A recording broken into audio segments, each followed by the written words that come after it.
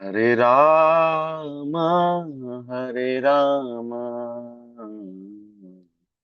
राम राम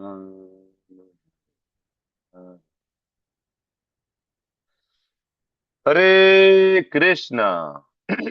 हरे कृष्ण प्रभु जी। हरे कृष्ण प्रभु। हरे प्रणाम। कृष्ण हरे प्रभु जी, कृष्ण। सादर प्रणाम। વેલકમ આપ સૌ વહાલા વૈષ્ણવોનું ખૂબ ખૂબ હૃદયપૂર્વકનું સ્વાગત છે। દયાલક્ષ્મી માતાજી, દર્શના માતાજી, હેમા માતાજી, પ્રિન્સી માતાજી, શરણાંગી માતાજી, રમણા પ્રણામ. મંજરી માતાજી, રાજેશ્વરી માતાજી, નારાયણી સુનયના માતાજી, વિશાલ આહિર પ્રભુ, વેલકમ વેલકમ આપ સૌ વહાલા વૈષ્ણવોનું ખૂબ ખૂબ હૃદયપૂર્વકનું સ્વાગત છે। શરૂઆત કરશું ભગવાન શ્રી શ્રી રાધા ગોવિંદજીના ચરણોમાં ખૂબ ભાવપૂર્વક પ્રેમપૂર્વકની પ્રાર્થના સાથે મંગલાચરણથી શરૂઆત કરીએ। ओम ज्ञानतिमिरान्धस्य ज्ञानाञ्जनशलाकया चक्षुरुन्मिलितं येन तस्मै श्रीगुरुवे नमः। श्रीचैतन्यमनोभीष्टं स्थापितं येन भूतले स्वयं रूपः कदा मह्यं ददाति स्वपदान्तिकम्। वन्देऽहं श्रीगुरो श्रीयुतापदकमलं श्रीगुरुन् वैष्णवांश्च श्रीरूपं साग्रजातं सहगण रघुनाथान्वितं तं सजीवम् साद्वैतं सावधूतं परिजनसहितं कृष्णा चैतन्यदेवं श्रीराधा कृष्णपादान् सहगण ललिता श्रीविशाखान्वितांश्च। हे कृष्णा करुणा सिंधो दीनबंधु जगतपते गोपेश गोपिका कांत राधा कांत नमस्तुते। तप्त कांचन गौरांगी श्री राधे वृंदावनेश्वरी वृषभानुसुते देवी प्रणमामि हरिप्रिये। वाञ्छाकल्पतरुभ्यश्च कृपा सिन्धुभ्य एव च पतितानां पावनेभ्यो वैष्णवेभ्यो नमो नमः। नमो विष्णुपादाय कृष्णपृष्ठाय भूतले श्रीमते भक्तिवेदांत स्वामिनिति नामिने।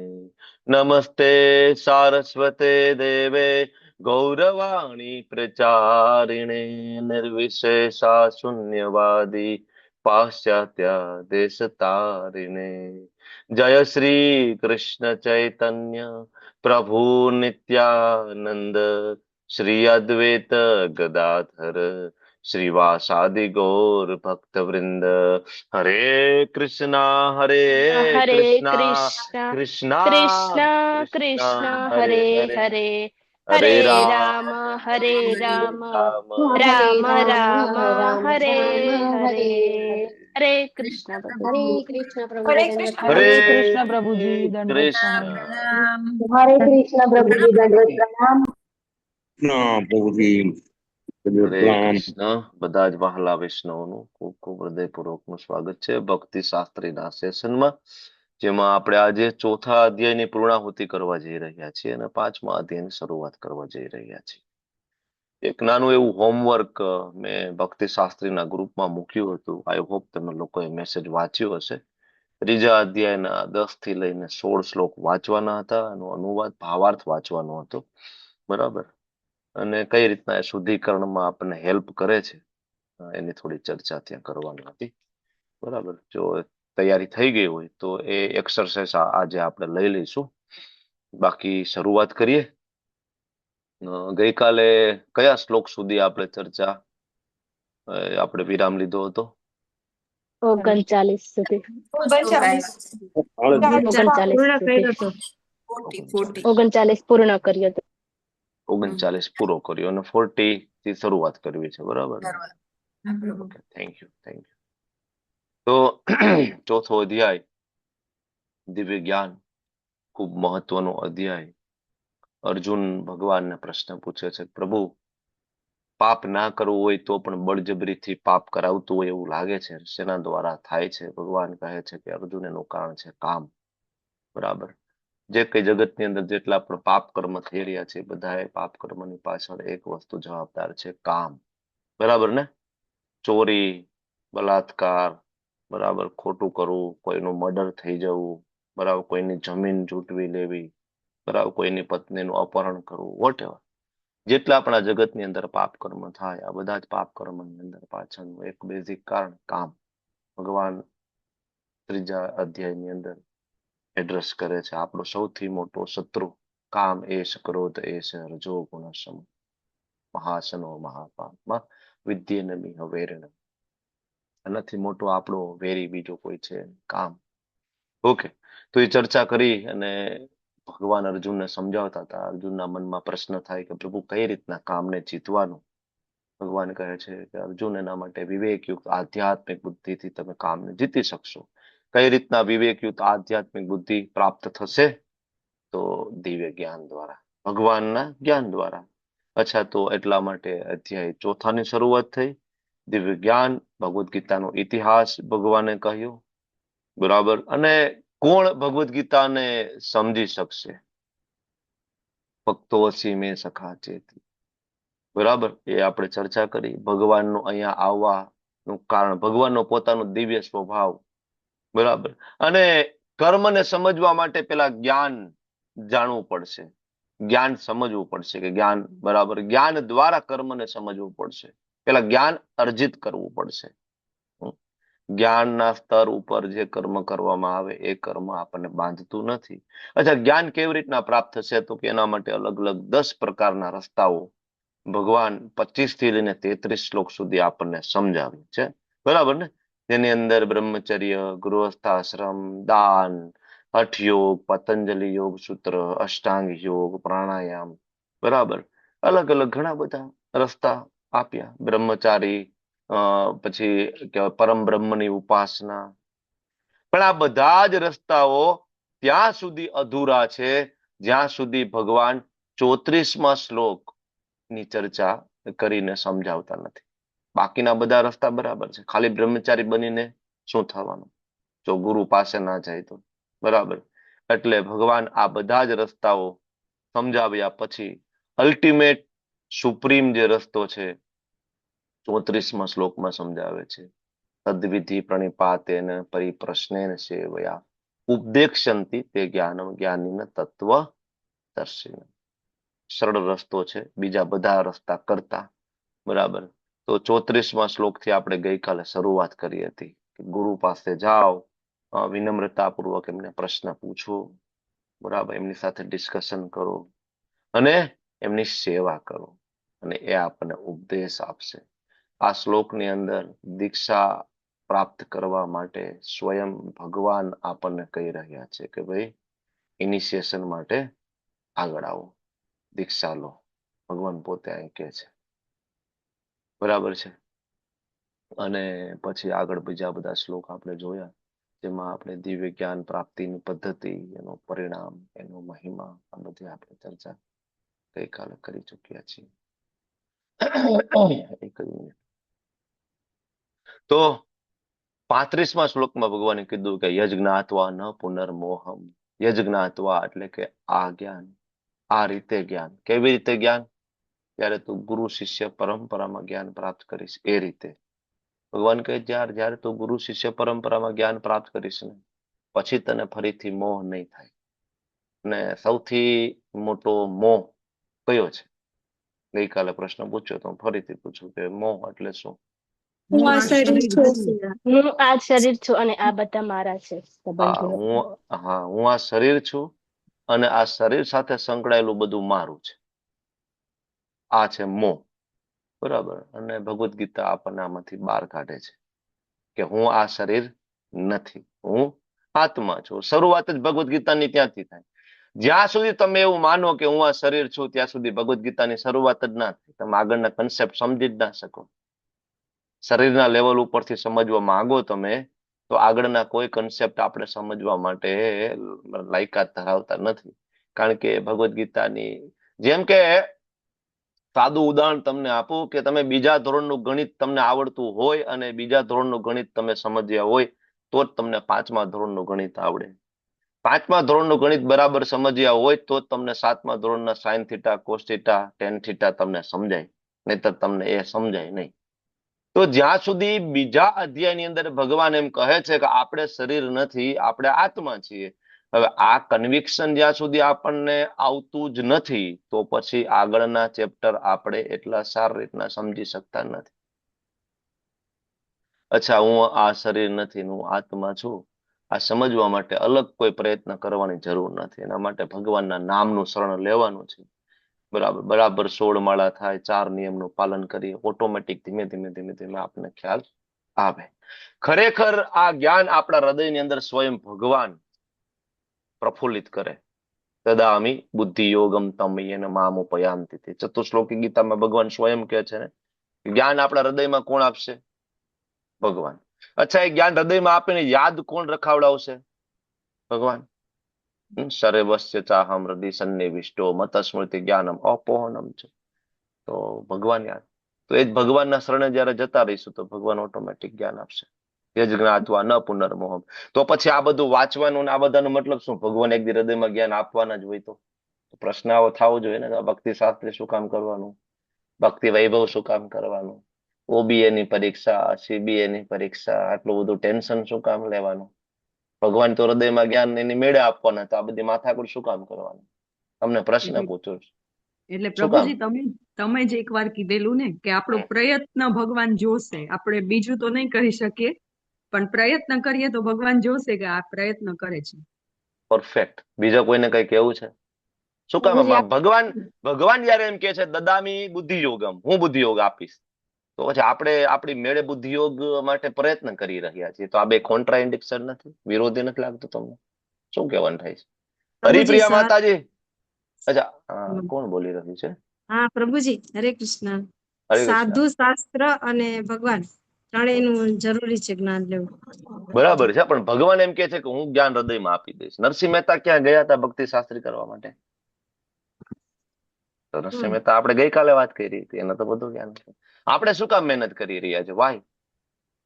હા, હરિપ્રિયા માતાજી, આપણે શું કામ મહેનત કરી રહ્યા છીએ? હરે કૃષ્ણ પ્રભુજી. ભગવાન આપણી શરણાગતિ ને આપણા પ્રયત્નો જોશે, પછી આપણને જ્ઞાન આપશે, ત્યાં સુધી નહીં આપે. બરાબર છે, બરાબર છે. વિશાલ પ્રભુ શું કયો છો? હરે કૃષ્ણ પ્રભુજી, આપણને ભગવાને સ્વતંત્ર ઈચ્છા આપી છે. જો આપણે ઈચ્છા કરીશું તો તો જ આપણને આપશે. હા, મારે તમારો ભક્ત બનવું છે, તો ભક્ત બનવા માટે કઈક તમારે એમાં કઈક પ્રયત્ન દેખાડવો પડશે ને? બરાબર ને? આપણે આપણી માતાને એમ કે mummy I love you, mummy હું તને બહુ પ્રેમ કરું છું. બરાબર, મમ્મી હું તને બહુ પ્રેમ કરું છું. હવે ખાલી પ્રેમ કરવાથી તો નહીં ચાલે ને. મમ્મી બીમાર પડશે, મમ્મી કહેશે કે દીકરા ચાલ હોસ્પિટલ લઈ જા, તો હોસ્પિટલ લઈ જવી પડશે ને મમ્મીને. પછી આપણે ના ના મમ્મી હોસ્પિટલ રહેવા દે, આઈ લવ યુ, હું બહુ પ્રેમ કરું છું. મમ્મી કે તું જવા દે, તારે પ્રેમની જરૂર નથી, તું નોટંકી બાજ છો, તારો કોઈ પ્રેમ નથી. સેમ વે, જ્યાં પ્રેમ છે ત્યાં સેવા છે, ડિવોશનલ સર્વિસ. તો આ ભક્તિ શાસ્ત્રી કરવું, બુક ડિસ્ટ્રીબ્યુશન કરવું, જપ કરવા, મંગલા આરતીમાં ઉઠવું, આ બધી ભગવાનની એક સેવા છે. અને આ સેવા, આ પ્રયત્ન થકી ભગવાન એમ થાય કે નહીં, આ પ્રયત્ન તો કરે છે મારી પાસે આવવા માટે. સિન્સરલી ભક્તિ શાસ્ત્રી કરે છે, આ સિન્સરલી 16 માળા કરે. જો આપણા ભક્તિ શાસ્ત્રી કરવાથી આપણા હૃદયની અંદર જ્ઞાન પ્રગટ થઈ જાય અને આપણે મોટા જ્ઞાની બની જાય ને આપણે શુદ્ધ ભક્ત બની જાય, આવો મનમાં ક્યાંય ભ્રમ રાખવો નહીં. 10 વખત ભક્તિ શાસ્ત્રી કરવા છતાંય તમે ભગવદ્ ગીતા ના સમજી શકો, એમાં કોઈ શંકાને સ્થાન નથી. કારણ કે દદામી બુદ્ધિ યોગમ તમ યેન મામુપયાન્તિ. તે કૃષ્ણ જ્યાં સુધી તમારા હૃદયમાં જ્ઞાનને પ્રગટ ના થવા દે ત્યાં સુધી જ્ઞાન ખરેખર પ્રગટ ના થાય.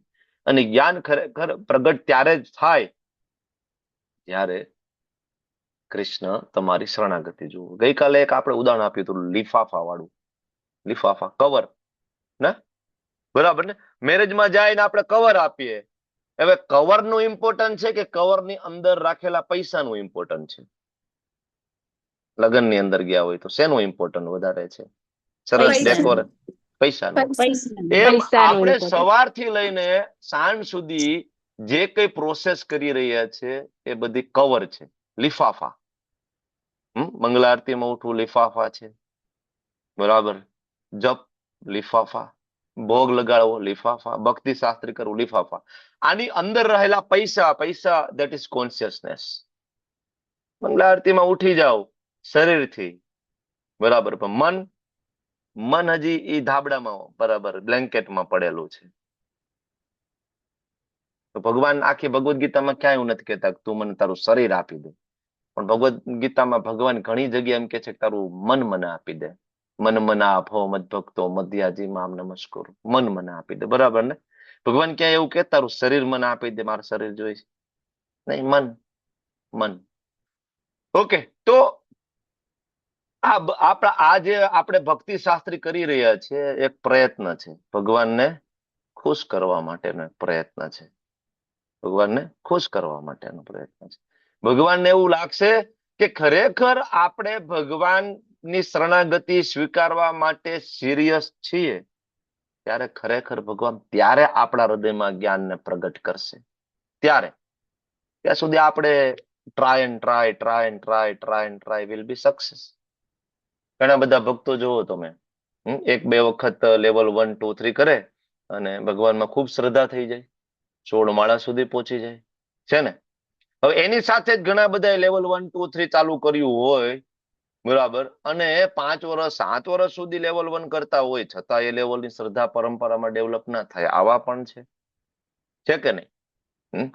હું મેંગલુરુ સાથે જોડાયેલો, આજ મારે 6 વર્ષ થઈ ગયા, તો હું અત્યારે ટીચિંગ કરાવું છું ને 5 વર્ષ થઈ ગયા.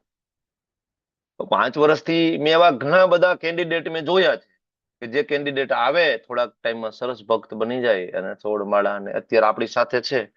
અને મેં એવા સેંકડો કેન્ડિડેટ જોયા છે, સેંકડો. લેવલ 1 માં આવે, 2 માં આવે, આપણને એમ લાગે કે આ તો બહુ મોટા ભક્ત છે, ઘડી ભાવમાં આવી જાય ને ક્યાંક એવા પ્રશ્ન પૂછી નાખે. હવે અત્યારે ક્યાંય દેખાય નહીં આપણને. ભગવાન એના હૃદયમાં જ્ઞાન, કારણ કે બાહ્ય આપણે ગમે એટલો દેખાવ કરી લઈએ કે હું બહુ મોટો ભક્ત છું, હું બહુ સિરિયસ છું. કૃષ્ણ બાહ્ય નથી જોતા, કૃષ્ણ ખાલી ઇન્ટરનલ જ જોવે છે કે તમારી શરણાગતિ કેટલી છે. બસ શરણાગતિ આપણી હોય, આપણી કોન્શિયસનેસ. એટલે તો આપણું ઇસ્કોનનું નામ શું છે, ફૂલ ફોર્મ શું છે ઇસ્કોનનું? International society for Krishna consciousness. Krishna consciousness. બધો જ જે ખેલ ચાલી રહ્યો છે આખા સંસારની અંદર, એ માત્ર ને માત્ર કોન્શિયસનેસ નો છે. આપણે અહીંયા છીએ બીકોઝ ઓફ કોન્શિયસનેસ. આટલો મોટો, બરાબર, ભૌતિક જગતનું નિર્માણ થયું બીકોઝ ઓફ કોન્શિયસનેસ. આપણે ફરીથી ભગવત ધામ જતા રહીશું બીકોઝ ઓફ કોન્શિયસનેસ. એક જ વસ્તુ છે, ચેતના. બાહ્ય ગમે એટલા આપણે આડંબર કરી લઈએ ને, ગમે એટલી ડિગ્રી અર્જિત કરી લઈએ, યજ્ઞાત્વા ન પુનર્મોહમ, ભગવાનને જ્ઞાનને જાણી લઈશું ને, ફરીથી આપણે આ મોહમાં નહીં ફસાઈએ. ગમે એટલો મોટો પાપી હોય ને, અપિચેતસી પાપેભ્ય સર્વેભ્ય પાપ કૃતમ. પાપીઓનો મોટો સરદાર હોય તો પણ ભલે ભગવદ્ ગીતાનું જ્ઞાન એ વ્યક્તિ પ્રાપ્ત કરશે ને, એ તરી જશે. ભગવાન આપણા પ્રયત્ન જોવે છે. અને આપણે ગઈકાલે વાત કરી હતી કે કૃષ્ણ બહુ દયાળુ છે. કૃષ્ણ ક્યારે આપણું પાસ્ટ જોતા નથી, અને આપણે એક્ઝેક્ટલી એના ઓપોઝિટ છીએ. આપણે હંમેશા પેલા પાસ્ટ થી જ આપણે જજ કરીએ છીએ. આ તો ઓલા જ પ્રભુજી કે નહીં, ઓલા બરાબર, અચ્છા આ બરાબર, ઓલા માતાજી કે નહીં, ઓલા આમ કર્યું હતું. હા, આપણે શેનાથી જજ કરીએ સામેવાળી વ્યક્તિને? પાસ્ટ થી. કૃષ્ણ ક્યારે પાસ્ટ નથી જોતા, કારણ કે આપણે એક્ઝેક્ટલી ઓપોઝિટ જગ્યાએ છીએ. આપણે ગઈકાલે વાત કરી હતી ને, 15મો અધ્યાય 1લો શ્લોક, ભગવાનનું ધામ અને આ ભૌતિક જગત કેવું છે? Exactly opposite, reflection. તો ભગવાનની અંદર જે ગુણ છે એનું એક્ઝેક્ટલી ઓપોઝિટ રિફ્લેક્શન આપણામાં છે. ભગવાન કોઈ દી દુર્ગુણ નથી જોતા, અને આપણે હંમેશા દુર્ગુણ જોઈએ છીએ. બરાબર ને? ઓકે, તો મોટામાં મોટો પાપી વ્યક્તિ હોય તો પણ ભગવાન કે ઇટ્સ ઓકે, ડોન્ટ વરી. ભગવાન કે ટેढ़ा है ना, બરાબર, ટેढ़ा है पर मेरा है, કાંઈ વાંધો નહીં, છે તો મારો ને, ગમે એવો હોય, ભગવાન હંમેશા એક્સેપ્ટ કરે. બરાબર ને? બાકી તમે એમ માનો કે હું મારી જાતે તરી જઈશ, તો પ્રભુપાદ સમજાવે છે કે ભાઈ ગમે એવો કુશળ તરવૈયો હોય ને, સમુદ્ર તો ના જ તરી શકે. બરાબર. અને પછી એક એક્ઝામ્પલ આપ્યું હતું, અગ્નિ સાથે આ જ્ઞાનને સરખાવ્યું, કર્મફળોને બાળીને ભસ્મ કરવાની ભગવાને વાત કરી. અને ભગવાને ત્યાં સુધી સમજાવ્યું કે નહીં જ્ઞાનેન સદૃશ્યમ પવિત્ર મિહ વિદ્યતે. આ જ્ઞાનથી વધારે આ જગતની અંદર બીજું કંઈ પવિત્ર નથી. કયું જ્ઞાન? જન્મ કર્મ ચમે દિવ્યમ એવમ યો વેતિ તત્વતઃ. કૃષ્ણને જાણવાથી ઉત્તમ બીજું કોઈ જ્ઞાન નથી. કારણ કે દરેક સંપૂર્ણ વૈદિક સાહિત્યનો સાર, સંપૂર્ણ વૈદિક સાહિત્યનો અંત વેદાંત, વેદનો જે અંત થાય એ વેદાંત એટલે કૃષ્ણ.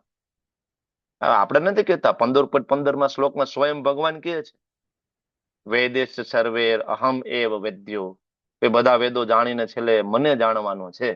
વેદનો જ્યાં અંત થાય અને તમે જાણી લો કે કૃષ્ણ છે એ પૂર્ણ પુરુષોત્તમ ભગવાન છે, હું જીવ છું, બરાબર, હું એનો દાસ છું ને મારા સ્વામી છે, મતલબ તમે વેદનો નિચોડ જાણી ગયા છો. એટલે ભગવાને એ કહ્યું કે કોણ ભગવદ્ ગીતાને સમજી શકશે, કોણ આ જ્ઞાન પ્રાપ્ત કરી શકશે? 3 કન્ડિશન હતી ને. કઈ કઈ? શ્રદ્ધાવાન, બીજું તત્પરઃ, ત્રીજું સંયંતે ઇન્દ્રિય. 3 વસ્તુ હોવી જોઈએ. પેલું તો અપાર શ્રદ્ધા હોવી જોઈએ. અપાર શ્રદ્ધા હોવી જોઈએ ભગવાનના અસ્તિત્વ ઉપર, અપાર શ્રદ્ધા હોવી જોઈએ ગુરુની પ્રામાણિકતા ઉપર, ગુરુની વાણી ઉપર, અપાર શ્રદ્ધા હોવી જોઈએ શાસ્ત્રના નિયમો ઉપર. આ 3 વસ્તુ ઉપર આપણને અપાર શ્રદ્ધા હોવી જોઈએ. ભગવાનના અસ્તિત્વ ઉપર, ગુરુની વાણી ઉપર અને શાસ્ત્રોમાં લખેલા નિયમો અને નિયમનો ઉપર. બરાબર ને? શ્રદ્ધા. તત્પરઃ, આપણને અપાર ઉત્સાહ હોવો જોઈએ ભગવાનની ભક્તિ માટે, આગળ વધવા માટે, ભગવાનની સેવા, ગુરુની સેવા. અને સંયંતે ઇન્દ્રિય, ઇન્દ્રિય નિગ્રહ કરવા માટે હંમેશા આપણે પ્રયત્નશીલ હોવા જોઈએ. 1 by 1 આપણું ચેકલિસ્ટ હોવું જોઈએ. બરાબર ને? ડુંગળી છૂટી ગઈ, લસણ છૂટી ગયું, ટીવી સિરિયલ છૂટી ગઈ, ક્રિકેટ મેચ જોવાનું છૂટી ગયું, ટીક માર્ક. મૂવી જોવાનું છૂટી ગયું, રેસ્ટોરન્ટમાં જમવાનું છૂટી ગયું, બરાબર, પાન માવા છૂટી ગયા, દારૂ છૂટી ગયો, ટીક માર્ક. સંયંતે ઇન્દ્રિય. ધીમે ધીમે ટીક માર્ક વધતા જવા જોઈએ ને. ઓકે, સંયંતે ઇન્દ્રિય. ત્યારે જ્ઞાનમ લબ્ધ્વા પરમ શાંતિ અચરણાધિ ગચ્છતિ. ત્યારે જ્ઞાન આ પ્રાપ્ત થાય, પરમ શાંતિ પ્રાપ્ત થાય ને ભગવાનનું ધામ પ્રાપ્ત થાય. હવે કોણ જ્ઞાન પ્રાપ્ત કરી શકે ચર્ચા થઈ, પણ કોણ જ્ઞાન પ્રાપ્ત કરી શકતું નથી? કોણ નથી કરી શકતું? ભગવાન અહીંયા એવા વ્યક્તિ, 3 વ્યક્તિની વાત કરે છે જે જ્ઞાન નથી પ્રાપ્ત કરી શકતા. પેલું છે અજ્ઞશ્ચ, મતલબ અજ્ઞ, બરાબર, અજ્ઞ મતલબ અજ્ઞાની. અજ્ઞશ્ચ અશ્રદ્ધાનશ્ચ, બીજું કેવો? અશ્રદ્ધાનશ્ચ, મતલબ જેને શ્રદ્ધા નથી. પેલો અજ્ઞાની, બીજું અશ્રદ્ધાનશ્ચ, ત્રીજું સંશયાત્મા. આ 3 કેટેગરી એવી છે કે જે આ જ્ઞાનને પ્રાપ્ત કરી શકતું નથી, સમજી શકતું નથી. અચ્છા, તો આ ભગવદ્ ગીતાનું જ્ઞાન કોઈ પ્રાપ્ત ના કરી શકે, સમજી ના શકે, તો એની ગતિ શું થાય? તો ભગવાન કહે છે વિનશ્યતિ. શું થઈ જાય? એનો વિનાશ થઈ જાય. અચ્છા, વિનાશ થઈ જાય શું? બ્લાસ્ટ થઈ જાય. ભગવદ્ ગીતા નથી સમજાતી તો બરફ ફાટી જાય. વિનશ્યતિ એટલે એ ફરીથી 84 લાખ યોનીમાં જતો રહે, ફરીથી કાગડા, કૂતરા, ગધેડાની યોનીમાં પાછો જતો રહે, ભૂણની યોનીમાં પાછો જતો રહે. એટલે વિનાશ થઈ ગયો ને, અલ્ટીમ પતન થઈ ગયો એનો.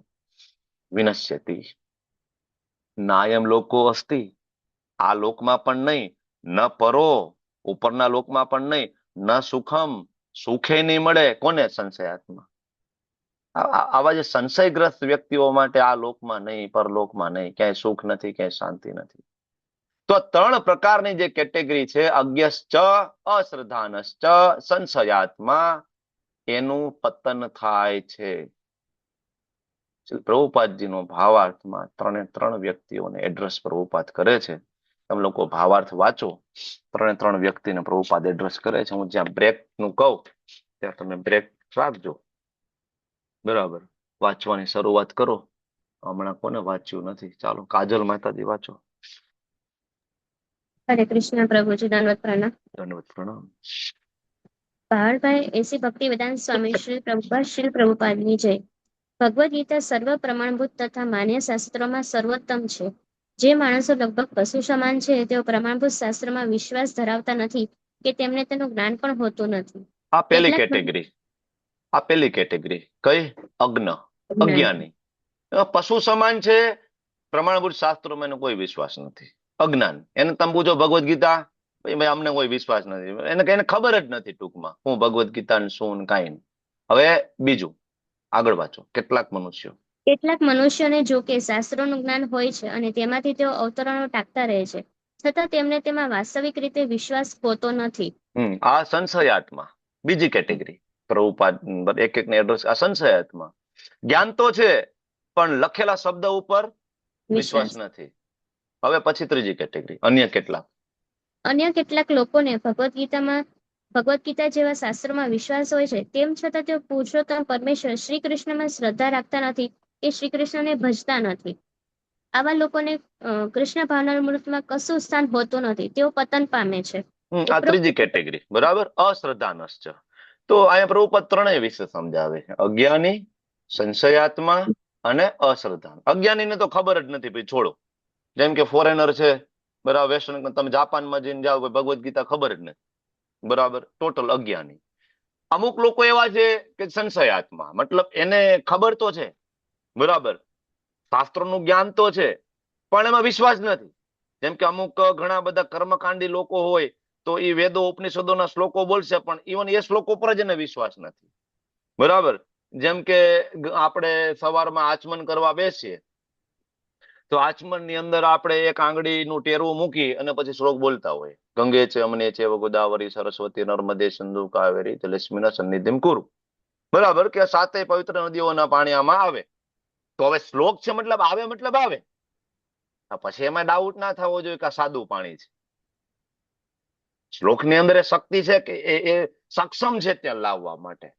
બરાબર, પણ ઘણાને હવે એ તો ઠીક છે ભાઈ, હવે એ શ્રદ્ધા નથી. ખબર છે, શ્લોક આવડે છે પણ શ્રદ્ધા. ત્રીજા એવા લોકો છે, ખબર છે, આવડે છે, શ્લોક બોલે છે, બધું બરાબર, પણ એને કૃષ્ણમાં જ શ્રદ્ધા નથી. બાકી બધું બરાબર. હા, કે ભગવદ ગીતા બહુ સારી અને કર્મયોગ બહુ સરસ સમજાવ્યો છે, આપણે બધા હળીમળીને રહેવું જોઈએ, આપણે બધા કર્મ કરવું જોઈએ, બધાને સંભાવથી રહેવું જોઈએ, પશુઓની આપણે હત્યા ના કરવી જોઈએ, નોનવેજ ના ખાવું જોઈએ, બધું જ્ઞાન છે, સરસ, સાદું જીવન, બરાબર એકદમ. પણ કૃષ્ણની વાત કરો તો ના, એ બી બરાબર, એ તો ઠીક છે. હવે એ તો એક સામાન્ય પુરુષ હતા, કૃષ્ણમાં છે અશ્રદ્ધાનશ્ચ. આ 3 કેટેગરી. હવે અહીંયા પ્રભુપાદ એ અશ્રદ્ધાનશ્ચ ને વધારે હાઇલાઇટ કરે છે. આગળ માતાજી વાંચવાનું ત્યાંથી તમે ચાલુ કરો, ત્યાંથી પ્રભુપાદ સમજાવે છે કે શ્રદ્ધા ના હોવી એ સૌથી મોટો દુર્ગુણ છે. હા, વાંચો માતાજી. ઉપરોક્ત સર્વ પ્રકારના મનુષ્યોમાં જેમને શ્રદ્ધા હોતી નથી અને જેઓ સદા સંશયગ્રસ્ત રહે છે, તેઓ લેશ માત્ર પ્રગતિ કરતા નથી. જે મનુષ્યો ઈશ્વરમાં તથા તેમના વચનમાં શ્રદ્ધા ધરાવતા નથી, તેમનું આ લોકમાં કે પરલોકમાં કશું કલ્યાણ થતું નથી.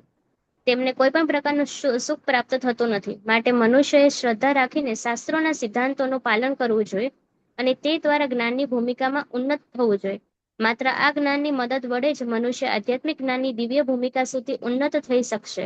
બીજા શબ્દોમાં આધ્યાત્મિક ઉદ્ધારમાં સંશયગ્રસ્ત મનુષ્યો માટે કોઈ સ્થાન રહેતું નથી. મનુષ્યએ તેથી ગુરુ શિષ્ય પરંપરામાંના મહાન આચાર્યના પગલાંનું અનુસરણ કરવું જોઈએ અને સફળ થવું જોઈએ. હરે કૃષ્ણ. હરે કૃષ્ણ. Thank you. ગુરુ શિષ્ય પરંપરાના મહાન આચાર્યોના પગલાનું અનુસરણ, અનુકરણ નહીં. શું કીધું છે? અનુસરણ. આપણને જેવું કહ્યું છે ને એમ કરવાનું છે. એને કર્યું છે એ આપણી કેપેસિટી નથી. પ્રભુપાદે જે કર્યું છે આપણે કરી શકવાના છીએ. એમના ગુરુ મહારાજ ગોસ્વામીઓ જે કરીને ગયા છે આપણે અત્યારે કરી શકવાના છીએ ના, આપણે જરૂરી નથી. બરાબર, એમને આપણને જેટલું કીધું છે ને એટલું જ કરવાનું છે. તો ભક્તિ શાસ્ત્રીનો આ મેન ઉદ્દેશ્ય છે. શું? કે આ ત્રણમાંથી બહાર નીકળવું. કયા ત્રણમાંથી? અજ્ઞ, અશ્રદ્ધાનશ્ચ અને સંશયાત્મા. શ્રદ્ધા વિશે આપણે ગઈકાલે લાંબી ચર્ચા કરી હતી. આદો શ્રદ્ધા તતો સાધુ સંગ વાળા શ્લોક મુજબ, બરાબર ને? શ્રદ્ધા ખૂબ મહત્વની છે. ઘણા બધા એમ કે ભાઈ પ્રેક્ટિકલ થવું જોઈએ. ભગવાન તો કે છે ભાઈ યોગક્ષેમમ વહામ્યહમ, બરાબર, પ્રેક્ટિકલ થવું છે. આપણે ગઈકાલે વાત કરી હતી ને જ્યારે પ્રશ્ન જવાબની અંદર. પણ દરેક શ્લોક ઉપર અપાર શ્રદ્ધા હોવી જોઈએ. આપણે અર્જુન આચાર્ય વાળું એક્ઝામ્પલ લેવલ 1 લેવલ 2 માં લેતા હોય છે. એક નારદ કુંડ પ્રભુ એક એક્ઝામ્પલ આપણે લેવલ 2 માં લેતા હોય છે. શાસ્ત્રમાં શ્રદ્ધા આપણને અપાર હોવી જોઈએ કે એક એક શ્લોકમાં ભગવાન લખે છે કે હું બરાબર જે કઈ જરૂરિયાતો છે પૂર્ણ કરીશ, મતલબ પૂર્ણ કરીશ. કોઈ શંકાને સ્થાન નથી, બરાબર. કારણ કે અનંત કોટી બ્રહ્માંડ ભગવાન ચલાવતા હોય તો તમારું ને મારું ઘર ના ચલાવી શકે. પણ આપણે હજી એ લેવલની શ્રદ્ધા નથી, એટલે આપણને એવું લાગે કે ના ના મારે ચલાવવું પડશે.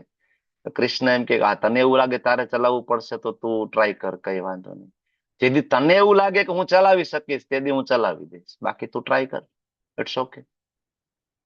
ઘણા એવા ભક્તો છે જેને ભગવાન ઉપર અપાર શ્રદ્ધા છે, ભગવાન ઉપર છોડી બુક ડિસ્ટ્રીબ્યુશનમાં લાગી ગયા, મંદિરના પ્રચારમાં લાગી ગયા, ફૂલ ટાઈમ ડિવોટી બની ગયા. પણ આપણે એનું અનુકરણ નથી કરવાનું. હું ફરીથી કહું, આપણે એનું અનુકરણ કરવાનું નથી.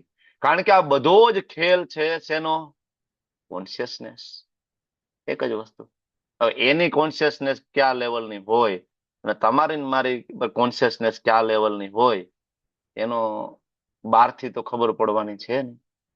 આપણે એની કોપી કરવા જઈને આપણે મંદિરમાં ફૂલ ટાઈમ ડિવોટી બની જાય, બરાબર. પછી મંદિરમાં જઈને આપણે પછી બપોરે ઉતાર રહીએ 3-4 કલાક સુધી, બરાબર. 2 ટાઈમ કહેવાય મીઠો મીઠો પ્રસાદ આવે એ દાબીને પૈડા રહીએ, એનો કઈ મતલબ નહીં. પછી પ્રભુજી આપણને મોકલે, અઘરા અઘરા ટાસ્ક આપે કે ભાઈ આ કરી આવો, આ કરી આવો, ડોનેશન એક્સ્ટ્રો કરો ભગવાન માટે, બુક ડિસ્ટ્રીબ્યુશનમાં જાઓ, બરાબર ને? ના પ્રભુજી એ તો ના થાય, હું તો એ માળા કરીશ મંદિરમાં બેહીને. તો પછી ઘરે કર ભાઈ, તું હતો ત્યાં બરોબર હતો. ખેલ બધો કોન્શિયસનેસ નો છે, બરાબર. તો આ બધી જે ચર્ચા ભગવાન આ કરી રહ્યા છે, જ્ઞાન પ્રાપ્ત થયા પછી વ્યક્તિમાં ચેન્જીસ આવવો જોઈએ. આ શ્લોકની અંદર અજ્ઞાની અને અશ્રદ્ધાળુ આ બે વ્યક્તિ, અજ્ઞાનીને તો સાચું ખોટું કઈ ખબર જ નથી, અને અશ્રદ્ધાળુ વ્યક્તિ છે શાસ્ત્રના વચનો ખબર છે પણ સ્વીકારતો નથી. અશ્રદ્ધાળુ વ્યક્તિ, બરાબર. હવે શ્રી પ્રભુપાદજી બહુ સરસ એક વસ્તુ ઉપર ભાર મૂકીને કહે છે કે ભાઈ અજ્ઞાની માણસને કદાચ તમે જ્ઞાન આપીને સુધારી શકો, પણ જે સંશયાત્મા છે ને, કે જેને ડગલે ને પગલે માત્ર શંકાઓ જ કરવી છે, આ વ્યક્તિને સુધારવો બહુ અઘરો છે. અને ખરેખર એવું થાય છે ને, ખરેખર આટલા ક્લાસ લઈએ છીએ ને પ્રેક્ટિકલી ઇવન આ જોઈએ છીએ કે જેને ભગવદ્ ગીતા વિશે બહુ કઈ ખબર નથી હોતી ને, બરાબર, પેલી બીજી વાર ભગવદ્ ગીતા માંડ આપણી સાથે શીખતા હોય અને એ લોકોને તમે ધીમે ધીમે ડિવોટી બનાવી શકો અને એ લોકો હરિનામ કરતા થઈ જાય. પણ જે લોકો બીજા મત સાથે ક્યાંક જોડાયેલા હોય અને ખોટું કંઈક શીખીને આવ્યા હોય, ખોટું કંઈક સમજીને આવ્યા હોય, એને સુધારવા બહુ અઘરા. આપણે ઓલો ગુજરાતીમાં કહેવત નથી, બરાબર, કે કોરી પાટીમાં લખવું ઈઝી પડે, બરાબર ને? પ્રભુપાદ અમેરિકા ગયા અને અમેરિકામાં શું કામ, બરાબર ને, 10 વર્ષની અંદર 10,000 શિષ્યો બની ગયા, કારણ કે એ બધા કોરી પાટી હતા. એ બધા કેવા હતા? અજ્ઞ. એ અજ્ઞ કેટેગરીમાં હતા, અશ્રદ્ધા નિશ્ચય નહોતા અને સંશયાત્મા નહોતા. પ્રભુપાદે કીધું, બરાબર, હા, એમને તર્ક કર્યા, એને વિનમ્રતા પૂર્વક પરિપ્રશ્ન, તમે વેદાબેઝમાં જાઓ એમાં તમને પ્રશ્ન પૂછતા પ્રભુપાદના ડિસાઇપલના ઓડિયો જોવા મળશે. પ્રભુપાદના ડિસાઇપલ, બરાબર, પ્રભુપાદના જે વોકિંગ, સવારમાં વોક કરતા હોય, અને એ રેકોર્ડિંગ પણ અત્યારે અવેલેબલ છે. એ જોશો તેમાં માલતી માતાજી અને બીજા બધા સિનિયર ડિવોટી પ્રભુપાદને ઘણા પ્રશ્ન પૂછતા હોય. આ તો પ્રશ્ન પૂછ્યા છે એ લોકોએ, બરાબર, અને જવાબને એને સ્વીકાર્યા છે. એ બધા અજ્ઞ હતા અને બધાને ડિવોટી બનાવી શક્યા. પણ પ્રભુપાદ કે જે સંશયાત્મા હોય ને, જેને ભગવાનના અસ્તિત્વ ઉપર શ્રદ્ધા નથી, જેને ગુરુની પ્રામાણિકતા ઉપર શ્રદ્ધા નથી, જેને શાસ્ત્રના નિયમો ઉપર શ્રદ્ધા નથી, અને માત્ર ને માત્ર નકારાત્મક માત્ર ને માત્ર ખાલી ક્રિટિસિઝમ, બીજાને ક્રિટિસાઇઝ કરવા, આ એના જીવનનો મૂળભૂત જો ઉદ્દેશ્ય હોય, આવા લોકોને તમે ભક્ત બનાવી શકતા નથી. સંશયાત્મા એટલે અહીંયા ભગવાન કહે છે સંશયાત્મા વિનશ્યતિ, વિનાશ થઈ જવાનો છે. એટલે આધ્યાત્મિક માર્ગ ઉપર પ્રશ્ન પૂછવા અને શંકાઓ કરવી, આની વચ્ચે પ્રેક્ટિકલ તફાવત છે. તમે તમારા શિક્ષા ગુરુ, તમારા ટીચર, તમારા દીક્ષા ગુરુ ને પ્રશ્ન પૂછી રહ્યા છો તમારા આધ્યાત્મિક જીવનની ઉન્નતિ માટે, કે પછી તમે ડાઉટ કરી રહ્યા છો એની પ્રામાણિકતા ઉપર? આ બે વસ્તુ ઉપર ફરક છે. બરાબર. શંકા કરનાર વ્યક્તિ, ભગવાન આ કહે છે, નાયમ લોકો અસ્તિ ન પરો ન સુખમ સંશયાત્મા. શંકાશીલ વ્યક્તિ આ જગતમાં તો શું પરલોકમાં શાંતિ ના મળે. એટલે આપણને ઇવન વરિષ્ઠ આચાર્યો આનું બહુ પ્રેક્ટિકલ અર્થે સમજાવે છે કે જે માણસનો સ્વભાવ બહુ શંકાશીલ હોય ને, ઇવન વ્યવહારિક જીવનમાં એ લોકો સુખી ના હોય. પત્ની ઉપર ખૂબ શંકા હોય, પત્ની કોક સાથે ફોનમાં વાત કરે, બરાબર, તો કોની સાથે વાત કરે, કોની, લાવ બતાવ, બરાબર, સતત એના ઉપર વોચ રાખવી, સતત એના મોબાઈલ બરાબર ને ચેક કરવા, એની દરેક ગતિવિધિઓ ઉપર સતત શંકાઓ કરવી. એ પોતે સુખી ના હોય ને એની સાથે જોડાયેલા હોય, બરાબર, એના ઉપર એ સુખી ના હોય. કોઈ વ્યાપારી હોય, એના પોતાના ભાગીદાર ઉપર, એના પાર્ટનર ઉપર સતત શંકા હોય, બરાબર, એની નીચે જે કામ કરતા માણસો ઉપર સતત શંકા હોય, તો એ ના કામ કરી શકે ને આગળ. કરી શકે એ ત્યાં એનો પોતાનો બિઝનેસ ના ચલાવી શકે, દાંપત્ય જીવનમાં પણ સુખી ના થઈ શકે. વિશ્વાસ બહુ જરૂરી છે ને, શ્રદ્ધા બહુ જરૂરી છે. બરાબર. તો આ બહુ મહત્વની વસ્તુ છે, સંશયાત્મા. અને આ સંશયમાંથી બહાર નીકળવાનું કાયમી સમાધાન શ્રી પ્રભુપાદજીના પુસ્તક ધ એન્ટીડોટ ટુ ડાઉટ. આનો પ્રેક્ટિકલ આસ્પેક્ટ છે એકચ્યુઅલી આ શ્લોકનો. The antidote to doubt. બધા જ ડાઉટનો એકમાત્ર એન્ટીડોટ છે શ્રી પ્રભુપાદજીના પુસ્તકો. ખાલી ગૌડિયા વૈષ્ણવ પરંપરા અને ખાલી ઇસ્કોન નહીં, આ બહુ વાસ્તવિક વસ્તુ છે કે ઇવન અલગ અલગ મતના લોકો પણ પ્રભુપાદના જ પુસ્તકો મોસ્ટલી વાંચી રહ્યા છે.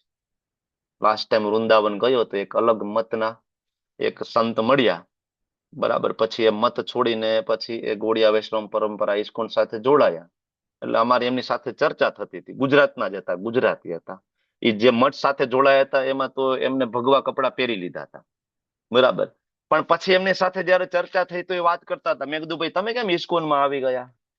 તો કે પ્રભુજી હું જ્યાં હતો ને જે મંદિરમાં, ત્યાં જે કઈ આગળના જે કઈ સંતો મહંતો આવીને પ્રવચન આપતા, એ બધા પ્રવચનો પછી મને ખબર પડી કે પ્રભુપાદની બુકમાંથી વાંચી અને પછી એમાં પ્રભુપાદને બાદ કરી અને કૃષ્ણને બાદ કરીને એ પ્રવચનો કરતા હતા. ખાલી બે શબ્દમાં ત્યાંથી ચેન્જીસ કરવાનું હોય કે પ્રભુપાદ બોલ્યા છે એ કાઢી નાખવાનું ને પોતાના કોઈ ગુરુ કે સ્વામીનું નામ ત્યાં એડ કરવાનું, અને કૃષ્ણનું નામ ત્યાંથી કાઢી નાખવાનું, પોતાના મત પથમાં જેને ભગવાન તરીકે ધારી લીધા હોય એનું નામ ત્યાં મૂકવાનું. કે પ્રભુજી આટલો જ ફેર હતો પ્રવચનમાં. પછી એક વખત એના રૂમમાં હું ગયો ને પછી મેં પ્રભુપાદના બધા બુક જોયા, ત્યારે મને ખબર પડી કે આ વ્યક્તિ તો પ્રભુપાદના જ બધા બુક વાંચે છે. તો પ્રભુપાદના બુક વાંચીને જો પ્રવચન કરતો હોય તો હું ડાયરેક્ટ પ્રભુપાદના બુક શું કામ ના વાંચું? પછી એને ડાયરેક્ટ પ્રભુપાદના બુક વાંચી અને પછી એ વ્યક્તિએ મત પથ છોડી દીધો, ઇસ્કોન સાથે જોડાઈ ગયા. The antidote to doubt. બરાબર ને? પ્રભુપાદ ક્રિસ્ટલ ક્લિયર આપ્યું છે. એટલે તો ઘણા બધાને પચતું નથી. જો સત્ય હંમેશા કડવું હોય છે, સત્ય હંમેશા કડવું હોય છે. પ્રભુપાદ પાસે સમય ઓછો હતો. પ્રભુપાદ પાસે સમય ઓછો હતો. ઓલરેડી પ્રભુપાદની ઉંમર 60 વર્ષ ઉપર થઈ ગઈ હતી જયારે આ પ્રચાર બુસ્ટ ઉપર ચાલતો હતો, બરાબર ને? તો એની પાસે સમય ઓછો હતો. તો પ્રભુપાદ મીઠું મીઠું બોલે ને એ બધું એની પાસે ટાઈમ નહોતો. એટલે પ્રભુપાદ હંમેશા સ્ટ્રેટ ફોરવર્ડ લખીને ગયા અને સ્ટ્રેટ ફોરવર્ડ બોલીને ગયા છે.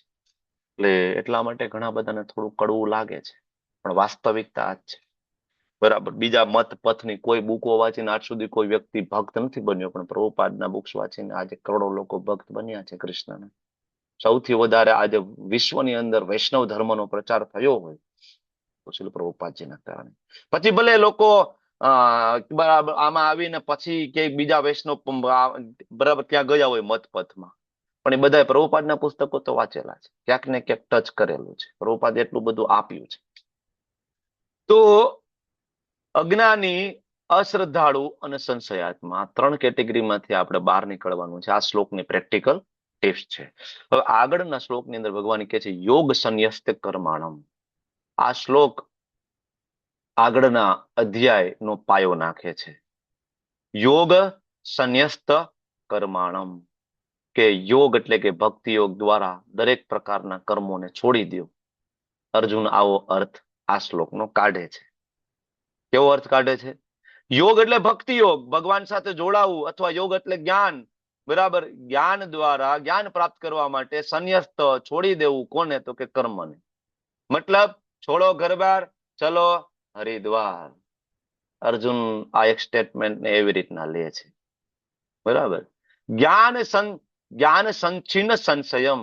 અર્જુન, જ્ઞાન પ્રાપ્ત કરો, છિન્ન કાપી નાખો, સમ્યક રૂપેણ શેને? સંશયને. આગળ કીધું ને સંશયાત્મા વિનશ્યતિ ભગવાને. તો હવે જેને સંશય હોય એનો વિનાશ થાય તો સોલ્યુશન શું? સોલ્યુશન જ્ઞાન. બરાબર ને? જ્ઞાન સમછિન્ન સંશય. આત્મવંતમ. આત્મવંતમ એટલે સ્વરૂપમાં સ્થિત. સ્વરૂપમાં સ્થિત. આત્મવંતમ સ્વરૂપમાં સ્થિત એટલે જીવેર સ્વરૂપ હોય કૃષ્ણ નિત્ય દાસ, એને આત્મવાન કીધો છે. હવે જ્યારે કોઈ વ્યક્તિ આત્મવંતમ સ્થિતિમાં હોય ત્યારે ન કર્માણી નિબગ્નતિ ધનંજય. ન કર્માણી એટલે કર્મનું, નિબગ્નતિ એટલે કે બંધન, અને ન એટલે નથી થતું. બરાબર ને? શ્લોક સમજાઈ ગયો ને આખો? યોગ સંન્યસ્ત કર્માણમ, યોગ દ્વારા કર્મને છોડો એવું અર્જુન સમજે છે. પ્રભુપાદાએ આપણે ટ્રાન્સલેશન આપ્યું છે કર્મના ફળોનો પરિત્યાગ કરવાનો છે. કર્મને છોડવાના નથી. શેને છોડવાના છે? કર્મના ફળોનો. અચ્છા, અહીંયા લખ્યું છે કર્મના ફળો? શ્લોકમાં નથી લખ્યું. શ્લોકમાં કર્માણમ લખ્યું છે, ફળ નથી લખ્યું. પ્રભુપાદે ટ્રાન્સલેશન ફળોનો પરિત્યાગ, કારણ કે આ સાચી સમજણ છે. ભગવાન આ કહેવા માંગતા હતા અર્જુનને અને આખા સંસારને.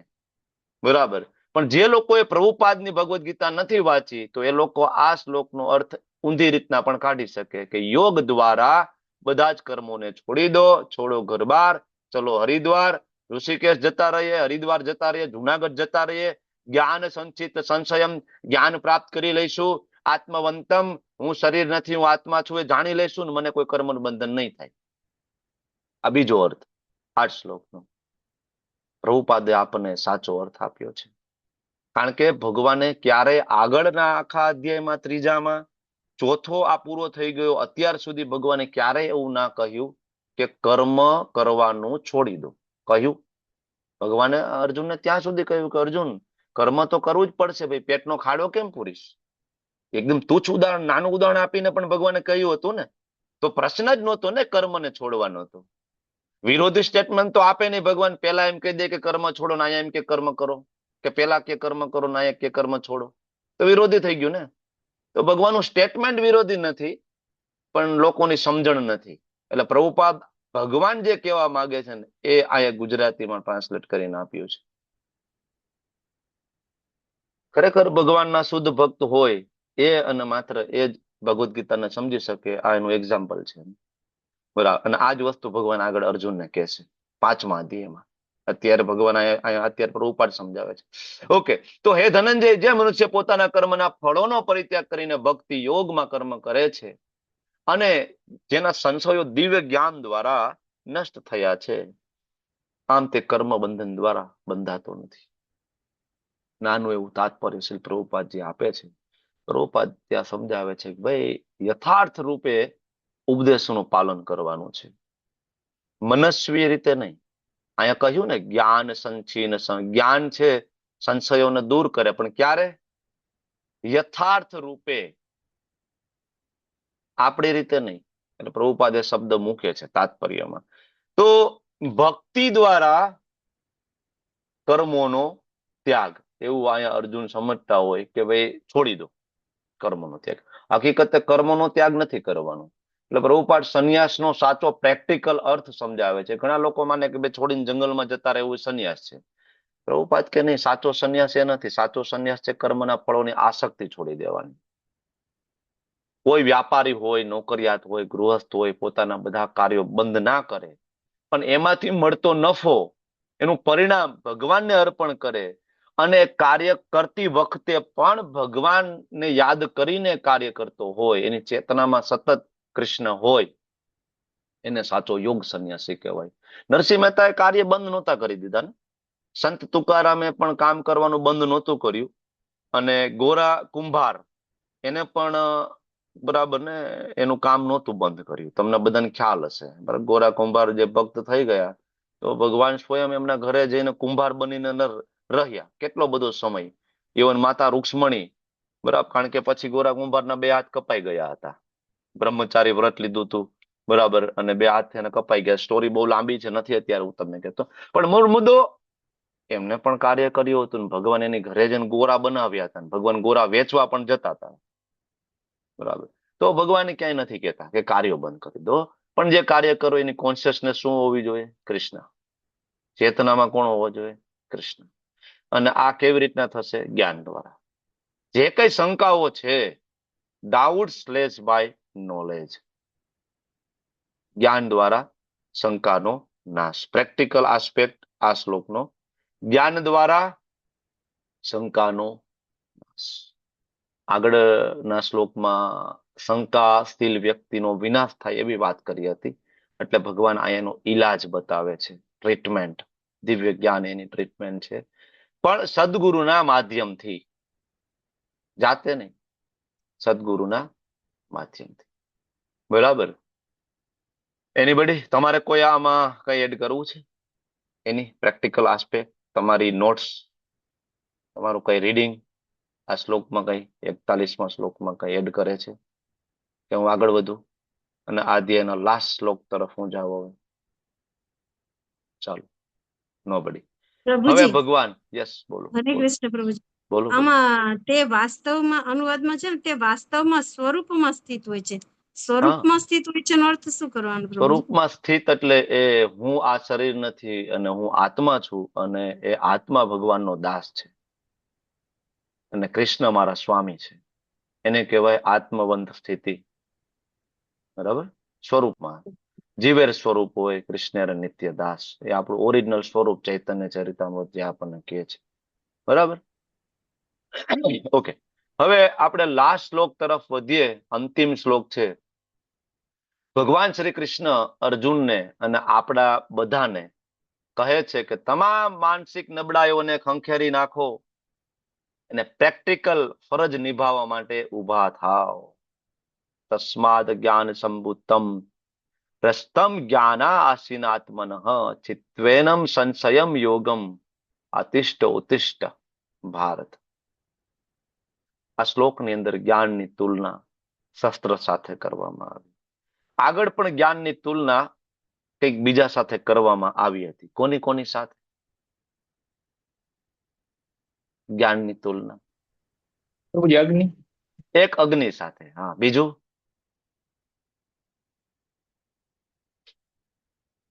બોલો. બીજું બોટ સાથે. જ્ઞાન પ્લવે ને વૃજિનમ સંતરિષ્યતિ, કે ભાઈ આ જ્ઞાન રૂપી બોટમાં બેસી જા, આ ભવસાગર તું તરી જઈશ. તો એક બોટ સાથે કમ્પેરિઝન હતી, બીજું એક અગ્નિ સાથે કમ્પેરિઝન હતી, અને ત્રીજું અહીંયા કમ્પેરિઝન છે શસ્ત્ર સાથે. ધારદાર શસ્ત્ર દ્વારા જેવી રીતના એક યોદ્ધા એના પોતાના શત્રુને એક જ ઝાટકે મારી નાખે, બરાબર, એવી રીતના જ્યારે કોઈ વ્યક્તિ શ્રી પ્રભુપાદજીના પુસ્તકો વાંચે, ખૂબ એટેન્ટિવલી, સબમિસિવલી, ભક્તિ શાસ્ત્રી, ભક્તિ વૈભવ જેવા કોર્સ કરે અને જ્ઞાન અર્જિત કરે, ત્યારે એ વીર યોદ્ધાની જેમ બધા જ અજ્ઞાન એક ઝાટકે કાપી નાખે છે. ભગવાન આ કહે છે અજ્ઞાન વસ્તારા હૃદયમાં જે કઈ સંદેહ ઉભા થયા છે, જ્ઞાન રૂપી શસ્ત્ર વડે કાપી નાખે. એ ભારત યોગારૂઢ થઈને ઉભો થા અને યુદ્ધ કર. હવે અર્જુન કન્ફ્યુઝ થઈ ગયા. પ્રભુ, તમે મને કહો છો ઉભો થા અને યુદ્ધ કર. આગળના શ્લોકમાં તો પ્રભુ તમે એવું કહ્યું હતું યોગ સંન્યસ્ત કર્માણમ, યોગ દ્વારા બધા કર્મોને છોડી દો. સંન્યસ્ત એટલે છોડવું, કર્માણામ એટલે કર્મ. મને સમજાતું નથી, આઈ એમ કન્ફ્યુઝડ. આગળ કહો છો યોગ સંન્યસ્ત કર્માણમ, બધા કર્મોને છોડો, જ્ઞાન સંચિંત સંશયમ, જ્ઞાન પ્રાપ્ત કરવા માટે આગળ વધો. અને અહીંયા તમે કહો છો યોગમ આતિષ્ઠ ઉત્તિષ્ઠ ભારત, અર્જુન ઉભો થા અને યુદ્ધ કર.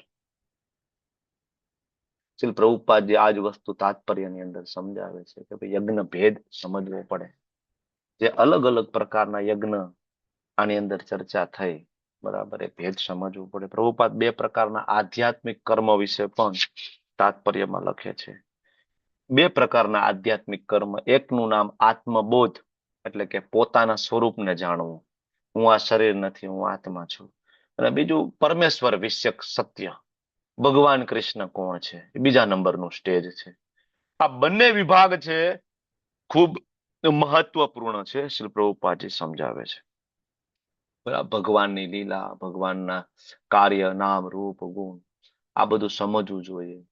અને ના સમજે કોઈ તો પછી એ પહેલા નંબરનો મૂર્ખ ગણવો જોઈએ, પ્રભુપાદ એમ લખે છે. ને પ્રભુપાદ છેલ્લે સમજાવે છે કેવી રીતે આ જ્ઞાન શસ્ત્ર બની શકે અને એ અજ્ઞાનને કાપી શકે. તેનો એકમાત્ર રસ્તો છે પ્રમાણભૂત સદગુરુ ના આશ્રયે જવું. બીજો કોઈ રસ્તો નથી. જેવી રીતે ભગવદ ગીતા અર્જુને સમજીને, સેમ વે અર્જુને સમજે એવી રીતે. હમણાં પ્રભુપાદનો એક લેક્ચર 1.2.10 શ્લોક ઉપર પ્રભુપાદ વેદાબેઝમાં લેક્ચર રેકોર્ડેડ છે, સમય મળે તો તમે સાંભળજો. એ લેક્ચરના અંતે છેલ્લે કોઈ પ્રશ્ન પૂછે છે કે પ્રભુપાદ મને કેમ ભગવદ ગીતા બરાબર સમજાતી નથી, તો પ્રભુપાદ બહુ ક્લિયરલી કહે છે તમે અર્જુનની જેમ કેમ નથી સમજતા. એમ અર્જુન જેવી રીતના સમજે છે ને એમ તમે સમજો. અર્જુને સ્વીકાર્યું, ભગવાને જે કહ્યું એ પ્રમાણે સ્વીકાર્યું, એ પ્રમાણે અર્જુને કર્યું. તો તમે પણ ભગવાન જે પ્રમાણે કહે છે એ પ્રમાણે સમજો અને એને સ્વીકારો અર્જુનની જેમ. પણ અહીંયા પ્રભુપાદ એક શબ્દ વાપરે છે કે ઘણા બધા લોકો એવા છે કે જે આત્મશ્લાઘા વશ, એવો શબ્દ વાપર્યો છે તાત્પર્યમાં. આત્મશ્લાઘા. આત્મશ્લાઘા એટલે પોતાના વખાણ, પોતાની વાહવાહી. સંસારની અંદર એવા ઘણા બધા લોકો છે કે જે ભગવદ ગીતાના નામના તળે પોતાનું પુસ્તક છે એ બહાર પાડતા હોય છે. ઉપર ટાઇટલ ઉપર કૃષ્ણ હોય, ઉપર અર્જુન હોય, રથ દોરેલો હોય, ઇવન ભગવદ ગીતા લખેલું હોય, ભગવદ ગીતાના શ્લોકો પણ અંદર હોય, પણ તાત્પર્યની અંદર, એની ટીકાની અંદર માત્ર ને માત્ર એ વ્યક્તિના પોતાના વિચારો રજૂ થયા હોય. કૃષ્ણ શું કહે છે એની યાર કઈ લેવા દેવા જ ન હોય. આવી બજારની અંદર 1000 ભગવદ ગીતા તમને મળશે, 1000 ભગવદ ગીતા, કે જેમાં કૃષ્ણ શું કહેવા માંગે છે યાર કઈ લેવા દેવા જ નથી. એમાં વ્યક્તિ પોતાના જ વિચારો મૂકી રહ્યો છે. જે વ્યક્તિ પોતે જ ભક્ત નથી, જે વ્યક્તિ પોતે જ વૈષ્ણવ નથી, અને એ વ્યક્તિ ભગવદ ગીતા ઉપર ટીકા લખી રહ્યો છે. કૃષ્ણ કહે છે સર્વ ધર્માન પરિત્યજ્ય મામેકમ શરણમ વ્રજ અહમ ત્વામ સર્વ પાપેભ્યો મોક્ષયિષ્યામિ મા શુચ. એ વ્યક્તિના ભાવાર્થમાં, એ વ્યક્તિ આ શ્લોકના ભાવાર્થમાં લખશે, બરાબર, કે કૃષ્ણના શરણે નથી જવાનું, કૃષ્ણની અંદર જે ઘૂસી ગયું છે ને એના શરણે જવાનું છે. આવા ભાવાર્થ લોકોએ લખ્યા છે. કૃષ્ણ છે એ ભગવાન નથી. કૃષ્ણ કેટલી વખત ભગવદ ગીતામાં કહે છે મત પરતરમ ન અન્યત કિંચિદ અસ્તિ ધનંજય, મારાથી ઉપર કોઈ થતું નહીં. તો આવા આત્મશ્લાઘા વશ જે લોકોએ ભગવદ ગીતા ઉપર ટીકા ટિપ્પણી લખી છે, આવા લોકોની ભગવદ ગીતા ક્યારે વાંચવી જોઈએ નહીં. કારણ કે આ લોકો માત્ર ને માત્ર પોતાની આત્મશ્લાઘા, મતલબ પોતાના વખાણ ને પોતાની વાહવાહી, પોતાની લાઇક્સ. આજકાલ તો લાઇક્સ નો જમાનો છે. યુટ્યુબ ની અંદર જેટલા વધારે લાઇક્સ મળે, જેટલા વધારે સબસ્ક્રાઈબર મળે, એટલું તમને પેમેન્ટ મળે યુટ્યુબ તરફથી, બરાબર. તો ઘણા બધા લોકો આવી રીતના વિડીયો બનાવીને યુટ્યુબમાં મૂકી રહ્યા છે, બરાબર ને. ભગવદ ગીતાનું જ્ઞાન આપશે. ભગવદ ગીતા મેં કૃષ્ણ યે કહેતે હૈ, પછી નીચે પોતે શું કહેતો હોય લખેલું હોય. હકીકતે એને ફોન કરીને પૂછવું પડે કે ભાઈ કઈ જગ્યાએ કયા શ્લોકમાં કૃષ્ણ કહે છે, કહેતો ભાઈ તું. આખી ભગવદ્ ગીતાના 700 શ્લોકોમાં તમને સ્ટેટમેન્ટ ના મળે કૃષ્ણનું, પણ આવા હજારો સ્ટેટમેન્ટ મેં લોકોને આ પાછા સ્ટેટસમાં મૂકતા જોયા છે. भगवत गीता में कृष्ण ये कहते हैं, भगवत गीता में कृष्ण ने राधा से ये कहा. अब कृष्ण राधा ने भगवत गीताમાં કઈ કીધું જ નથી, એકેય શ્લોક નથી રાધા રાણી વિશેનો, ચર્ચા જ નથી. છતાંય લોકો લાઇક્સ માટે, સબસ્ક્રાઇબર માટે, પૈસા માટે કરતા હોય. એટલે પ્રભુપાદ લખે છે આત્મશ્લાઘા વશ દૂર રહેવું જોઈએ. આપણે આવા લોકોથી દૂર રહેવું જોઈએ. કોઈ દિવસ આપણે, જો તમે જે વોટ્સએપ ની અંદર સ્ટેટસ મૂકી રહ્યા છો, એ સ્ટેટસ દ્વારા લોકો તમને જજ કરશે અને ઇવન લોકો તમને ફોલો કરશે. બહુ ધ્યાન રાખીને તમારા સ્ટેટસમાં બરાબર જે કઈ ફોટો મૂકતા હોય, કઈ સ્ટેટમેન્ટ મૂકતા હોય, કોઈની યુટ્યુબ લિંક મૂકતા હોય, સમજી વિચારીને મૂકવી. આપણે કોઈ પરંપરા સાથે જોડાયેલા હોય તો એ પરંપરાનું માન જાળવવા માટે આપણે બંધાયેલા છીએ. કોઈ એલમેલ કોઈ બરાબર કોઈના સ્ટેટમેન્ટ આપણે એમ સ્ટેટસમાં ના મૂકી શકીએ. ધ્યાન રાખવું જોઈએ. આપણે આપણી રિસ્પોન્સિબિલિટી છે. બરાબર. તો હૃદયની શંકાઓ અજ્ઞાનજન્ય છે અને આ અજ્ઞાન જે છે એ જ્ઞાનરૂપી તલવારથી કાપી શકાય છે. પ્રેક્ટિકલ આસ્પેક્ટ ચિત્વેનમ સંશયમ, slash the doubt with the sword of knowledge. તીક્ષ્ણ તલવાર. બહાદુર યોદ્ધા એક ઝાટકે જેમ શત્રુનો નાશ કરી નાખે ને, રોજ ગીતાજીનું જે વાંચન કરતા હોય ને, પ્રેક્ટિકલ આસ્પેક્ટ શું છે? રોજ ગીતાજી વાંચવી જોઈએ. રોજ ભગવદ્ ગીતા વાંચવાથી આપણા મનને ધાર કાઢવા જેવું છે. ધાર નીકળે છે, શાર્પ થાય છે ધીમે ધીમે ધીમે. અને પછી એ શાર્પ થયેલું નોલેજ હોય પછી આવા લોકો આવશે તમારી પાસે, ઘણું બધું તમને કહેશે, બરાબર, પણ કઈ ફેર નહીં પડે. એક બરાબર એક ઝાટકે તમે એના ડાઉટને કાપીને કાઢી શકશો, એક ઝાટકે. તો ભગવાન જયારે અર્જુનને છેલ્લે કહે છે કે યોગમાં સ્થિર થાવ, ઉભા થાવ અને યુદ્ધ કરો, આખા અધ્યાય નો આ પ્રેક્ટિકલ આદેશ છે ભગવાનનો. માત્ર અર્જુન માટે નહીં, બધા માટે. શું? ઉત્તિષ્ઠ ઉત્તિષ્ઠ ભારત. અરે ભાઈ ઉભો થાય ને કર્મ કર. ભક્તિનો મતલબ એવો નથી કે પલાયન થઈ જવું. પલાયનવાદ. પલાયનવાદ એટલે શું? જંગલમાં જતું રહેવું, છોડી દેવું બધું. છોડો ઘર-બાર, ચલો હરિદ્વાર. પત્ની નહીં, બાળકો નહીં, રૂપિયા નહીં, પૈસા નહીં, છોડો. અચ્છા, જંગલમાં જઈને શું કરવાનું? કાંઈ નહીં. બરાબર. કળિયુગની અંદર એ પ્રકારનો સંન્યાસ અને એ પ્રકારનો યોગ વર્જિત છે. કારણ કે પોસિબલ નથી, પ્રેક્ટિકલી શક્ય નથી. બરાબર. કારણ કે મન બહુ ચંચળ છે, એટલે શક્ય જ નથી. તો ભક્તિનો અર્થ પલાયનવાદ નથી. આપણી રોજિંદી જે કઈ લૌકિક ફરજો છે, બરાબર, માતા પિતાની સેવા, પત્ની બાળકો સાથે રહેતા હોય એમની સાથેની રિસ્પોન્સિબિલિટીઝ, બરાબર, જ્યાં સુધી આપણે ચેતનામાં એ લેવલ ઉપર ઉન્નત ના થઈ શકે અને એ યોગ્ય સમય સુધી ના પહોંચી શકે ત્યાં સુધી આપણે આ બધી જ ફરજો ખૂબ નિષ્ઠાપૂર્વક નિભાવવી જોઈએ. શ્રી પ્રભુપાદજીનો પ્રેક્ટિકલ આસ્પેક્ટ આ શ્લોકની અંદર બીજો, આળસનો ત્યાગ. The dynamic spirit of ISKCON. The dynamic spirit of ISKCON. Shri પ્રભુપાદજીનો મિશનરી સંદેશ છે આ શ્લોકની અંદર. આળસનો ત્યાગ કરો. પ્રભુપાદ 70 વર્ષની ઉંમરે આખા વિશ્વમાં પ્રચાર કરવા માટે નીકળ્યા. મારા ગુરુ મહારાજ ઓલમોસ્ટ એ જ એજમાં અત્યારે હોસ્પિટલમાં જજુમી રહ્યા છે, બરાબર ને. અને એવું નહીં અત્યારથી, મારા ગુરુ મહારાજ ઘણા સમયથી બીમાર છે, તમને બધાને ખ્યાલ છે. છતાં એ અલગ અલગ દેશની અંદર, અલગ અલગ રાજ્યની અંદર જઈને દીક્ષા આપી રહ્યા છે, પ્રચાર કરી રહ્યા છે, બરાબર. તો આળસનો ત્યાગ. કોઈને કોઈ સેવામાં આપણે જોડાયેલા હોવા જોઈએ. મેં ગઈકાલે તમને વાત કરી હતી, નવું લેવલ 2 ટૂંક સમયમાં ચાલુ થવા જઈ રહ્યું છે. એના માટે કો હોસ્ટની સેવા, એના માટે એડમિનની સેવા, ઘણી બધી સેવા છે. 40 દિવસનું ડેડિકેશન જોઈએ, સહેલી વાત નથી. 40 days. લેવલ 1 18 દિવસનું, લેવલ 2 40 દિવસનું. 40 દિવસ સેમ ટાઈમે તમારે ત્યાં ઉપસ્થિત થઈને તમારી કોહોસ્ટની સેવા, એડમિનની સેવા આપવી. Dedication, this is an opportunity. આપણાથી 40 દિવસ 1 કલાક સેમ ટાઈમે આપણે હાજર રહીને કોર્સ એડમિનની સેવા માટે આપણે કટિબદ્ધ નથી થતા. એમાં 2 ભાગલા પાડવા પડે, પેલા 20 દિવસ અને બીજા 20 દિવસ. અને આપણે વાતો કરીએ છીએ શુદ્ધ ભક્તની, પ્રહલાદ મહારાજની. આપણે પ્રશ્ન પૂછીએ છીએ એવા કે પ્રભુજી આપણને આ વખતે ગોલોક નહીં મળી જાય. તો આપણે એમાંય 20 દિવસ કરીએ છીએ કે 20 દિવસ કોર્સ બીજા આપશે ને બીજા 20 દિવસ બીજા આપશે. આપણો આટલી કટિબદ્ધતા નથી. હું સમજી શકું કે બધાને કંઈક ને કંઈક ફેમિલી પ્રોબ્લેમ ના ત્યાં હોઈ શકે, એમાં કોઈ શંકાને સ્થાન નથી. પણ કહેવાનો મતલબ કે આપણી આ કન્ડિશન છે, આપણે આ લેવલ ઉપર છીએ. પણ જેટલું થઈ શકે એટલું વધુમાં વધુ સેવા કરવી જોઈએ, વધુમાં વધુ સેવા કરવી જોઈએ. બરાબર.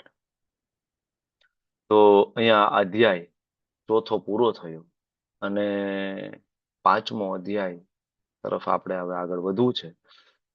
પ્રભુપાદ આપણા માટે ઘણું બધું કરીને ગયા અને પ્રભુપાદે આપણને ઘણું બધું આપ્યું. એક સરસ મજાનો પ્રસંગ છે જ્યારે શ્રીલ પ્રભુપાદજી વૃંદાવનમાં રહેતા હતા, રાધા દામોદર ટેમ્પલમાં. એક સમયે પ્રભુપાદને બહુ તાવ આવ્યો હતો. બરાબર, આખા ધ્રુજી રહ્યા હતા તાવ ને ટાઢમાં. અને એમની પાસે કઈ વ્યવસ્થા નહોતી. આજે દામોદર મંદિર ત્યાં છે જ, રાધા દામોદર મંદિર. તમે ક્યાંક જાઓ, ત્યાં ક્યારેક જાઓ તો દર્શન કરજો. એ રૂમ, એ રસોડું, અત્યારે નાનું એવું રસોડું, નાનું એવું રૂમ છે. પ્રભુપાદ એમાં ચટાઈ પાથરીને ત્યાં સૂતા હતા. અને ગુરુભાઈ આવ્યા. ગુરુભાઈએ જોયું કે ભાઈ આને તો તાવ છે, આને ટાઢ છે. તો એમને કહ્યું કે એટલીસ્ટ તમારી પાસે એકાદો બ્લેન્કેટ ને એવું તો તમારી પાસે રાખવું જોઈએ એમ.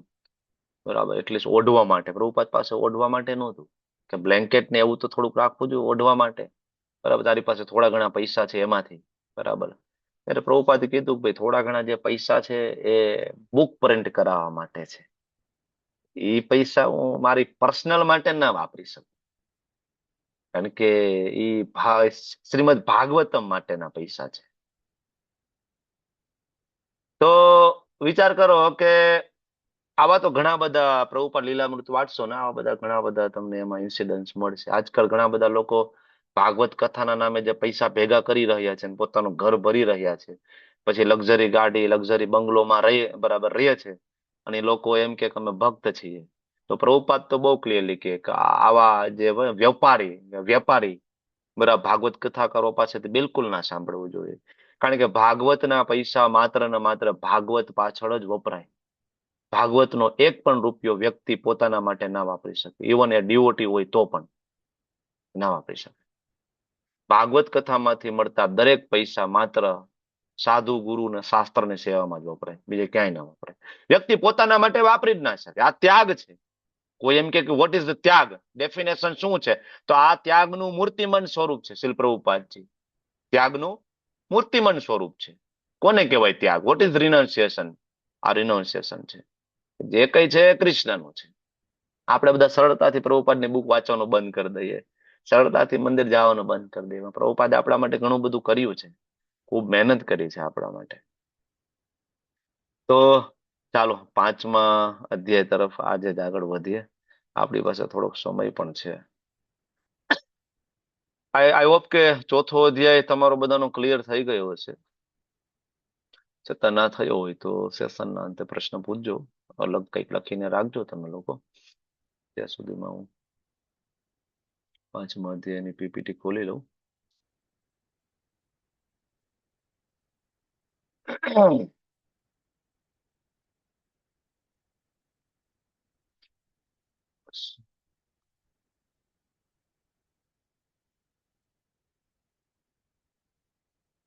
ઓકે, તમને વિઝિબલ છે, દેખાય છે? હા પ્રભુજી દેખાય છે. ઓકે, સારું, ચાલો. Thank you. શ્રી પ્રભુપાદ કી જય. પ્રભુપાદના આશીર્વાદ લઈ અને આપણે આગળનું સેશન તરફ આપણે આગળ વધીએ. શ્રી રાધા ગોવિંદના ચરણોમાં પ્રાર્થના કરીએ કે અમને આ સમજાય. લેસન 8મું, 7 લેસન આપણે પૂરા કર્યા. લેસન 8મું, 4 અધ્યાય પૂરા થયા અને 5મા અધ્યાયમાં આપણે એન્ટર થઈ રહ્યા છીએ. અને આમાં 1 થી 12 શ્લોક આ લેસનની અંદર છે. 4થો અધ્યાય દિવ્ય જ્ઞાનની પરંપરા આપણે પૂર્ણ કરી, દિવ્ય જ્ઞાન આપણે પૂર્ણ કર્યું. જેમાં આપણે જ્ઞાનની પરંપરા, ભગવાનનો અવતરનો દિવ્ય સ્વભાવ, જ્ઞાનના સ્તર ઉપર જઈને કર્મ કરવું, જ્ઞાન પ્રાપ્ત કરવાની અલગ અલગ પદ્ધતિ અને છેલ્લે દિવ્ય જ્ઞાન પ્રાપ્તિની પદ્ધતિ, પરિણામ અને એનો મહિમા, આ બધું આપણે સમજ્યા. અને હવે અર્જુન ફરીથી પ્રશ્ન ભગવાનને પૂછશે. શું પ્રશ્ન પૂછશે? મેં હમણાં તમને કહ્યું ને, ચોથા અધ્યાયનો 39મા શ્લોકમાં જે અર્થ અર્જુને લીધો એવો જ અર્થ આજે ઘણા બધા લોકો લઈ રહ્યા છે. હવે એવું નહોતું કે અર્જુનને નહોતું સમજાતું, પણ અર્જુનને ખબર હતી કે આવનારી પેઢી તો નહીં જ સમજી શકે. હું તો સમજુ જ છું ભગવાન શું કહેવા માંગો, એટલે આગળ અર્જુન 10મા અધ્યાયમાં જ કહી દેશે, પરમ બ્રહ્મ પરમ ધામમ પવિત્રમ પરમમ ભુવન. મને તો ખબર જ છે પ્રભુ તમે કોણ છો, મને ખબર જ છે મારે શું કરવાનું છે. ટોટલ રોલ પ્લે ચાલી રહ્યો છે. એક ભગવાન અને એક એના પરમ પાર્ષદ પરમ ભક્ત વચ્ચે એક રોલ પ્લે, ઇટ્સ લાઈક એ નાટક, એક રોલ પ્લે ચાલી રહ્યો છે, જેના દ્વારા બધા જીવોને એક ઉપદેશ આપવાનો છે ભગવદ્ ગીતાનો. આપણને બધાને ભગવદ્ ગીતા અર્જુન માટે છે. શું લાગે? અર્જુન માટે ભગવદ્ ગીતા છે? કોના માટે ભગવદ્ ગીતા છે? આપણા બધા માટે. આપણા માટે. આપણા માટે. તો એ પ્રશ્ન જે પૂછે છે અર્જુન 5.1માં, અર્જુન ઉવાચ સંન્યાસમ કર્મણામ કૃષ્ણ પુનર્યોગમ ચ સંસસી યત્સે એતયોરેકમ તન્મે બ્રૂહિ સુનિશ્ચિતમ. આ પ્રશ્ન કોનો? અર્જુનનો છે. શું પ્રશ્ન છે? અર્જુન એમ કહે છે કે પેલા તમે મને કર્મનો ત્યાગ કરવા કહ્યું. ક્યાં કહ્યું? 39મા શ્લોકમાં આપણે અર્થ જોયો ને, યોગ સંન્યસ્ત કર્મણામ, યોગ દ્વારા બધા કર્મનો સંન્યસ્ત ત્યાગ કરી દો. તો તમે મને કહ્યું કે કર્મનો ત્યાગ કરવા, પછી તમે છેલ્લે એમ કીધું કે અર્જુન ઉત્તિષ્ઠ ઉત્તિષ્ઠ ભારત, છેલ્લા શ્લોકમાં 40માં, સોરી 42માં કીધું ને કે ભાઈ ઉભો થા અને યુદ્ધ કર. તો પ્રભુ આ બે તો મને વિરોધી લાગે. પેલા એમ કહો છો કર્મનો ત્યાગ, ભાઈ બધું છોડી દો, ને પછી તમે પાછા એમ કહો છો યુદ્ધ કર. આઈ એમ કન્ફ્યુઝડ. કૃપા કરીને યત શ્રેય, મારા માટે જે શ્રેય હોય, એત યોરેકમ, માત્ર ને માત્ર એક મને કહો, બ્રૂહી મને કહો, સુનિશ્ચિતમ, નિશ્ચિત કરીને કન્ફર્મ કરીને મને કહો અર્જુન તારે આ જ કરવાનું છે. આમ તમે બે બાજુ વાત ના કરો. પેલા તમે કહો છો કર્મ છોડી દેવાનું, પછી તમે એમ કહો છો કે યુદ્ધ કર. બે ભેગું કેવી રીતના? એક બાજુ તમે એમ કહો છો કે બધા પ્રકારના યજ્ઞો જ્ઞાનમાં પરિણમે, એટલે જ્ઞાન યજ્ઞ સૌથી શ્રેષ્ઠ છે. જ્ઞાન યજ્ઞ સૌથી શ્રેષ્ઠ હોય તો હું યુદ્ધ કરતા કરતા કેવી રીતના જ્ઞાન પ્રાપ્ત કરું? એ એક બાજુ તીર ચડાવો ને એક બાજુ ભગવદ્ ગીતાનું ભક્તિ શાસ્ત્રીનો ક્લાસ કેવી રીતના કરી શકું? બે પોસિબલ કેવી રીતના થાય? અર્જુન કન્ફ્યુઝ થઈ રહ્યા છે.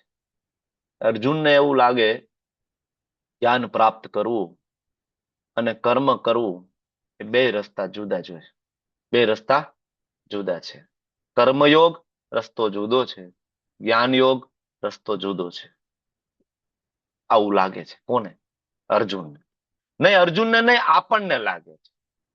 આપણને એવું થાય કે પ્રભુજી કેવી રીતના એ શક્ય બને? ભક્તિ શાસ્ત્રી કરવું, જ્ઞાન પ્રાપ્ત કરવું, માળાઈ કરવી, પાછું જોબ ઉપર જવાનું, બિઝનેસ એ કરવાનો, ને ગૃહિણી તરીકેની બધી ફરજો નિભાવી, હસબન્ડ તરીકેની બધી ફરજો નિભાવી, અને પાછું તમે એમ કહો કે ભક્તિ કરવાની. આ બે ભેગું કેમ? જ્ઞાન માર્ગ અને કર્મ માર્ગ બે ભેગા કેવી રીતના થઈ શકે? એટલે પ્રશ્ન પાછો અર્જુનાએ પૂછ્યું કે પ્રભુ મને સમજાતું નથી, આઈ એમ કન્ફ્યુઝ.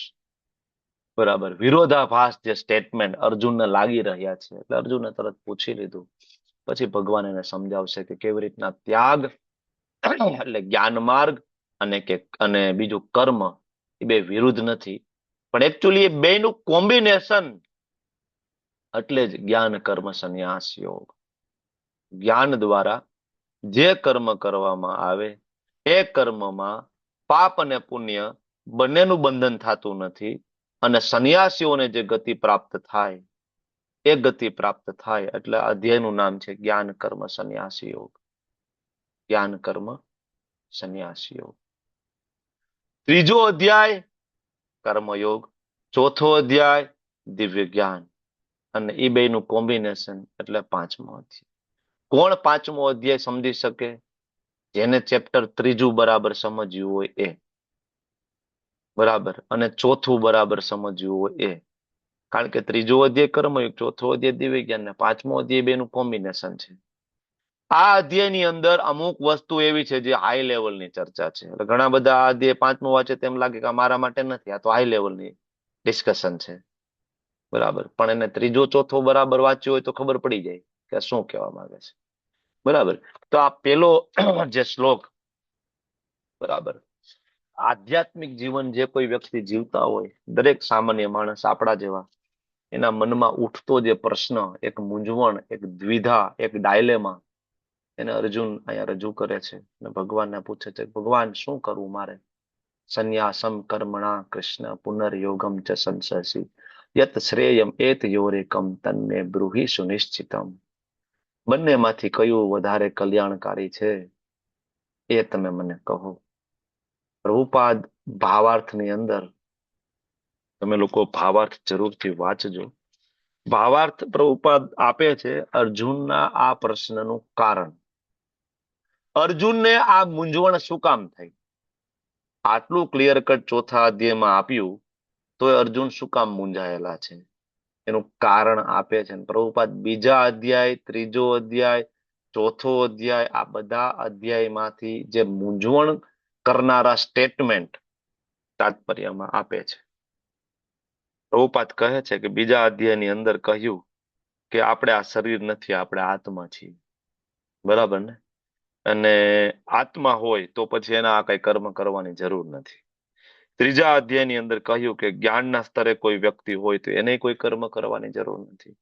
ચોથા અધ્યાયમાં ભગવાને અર્જુનને કહ્યું કે બધા પ્રકારના યજ્ઞોનો અંત જ્ઞાનમાં પરિણમે. જ્ઞાન સર્વશ્રેષ્ઠ છે. અને ચોથા અધ્યાયના છેલ્લે ભગવાને કીધું કે ઉભો થાને યુદ્ધ કર. તો આગળ બધી વાત થઈ તો તમે એમ કીધું જ્ઞાન પ્રાપ્ત કરો. છેલ્લે ફરીથી તમે એક સ્ટેટમેન્ટ મૂકી દીધું કે યુદ્ધ કરો, મતલબ કર્મ કરો. તો શું જ્ઞાન અને કર્મ બે સાથે સાથે ચાલે?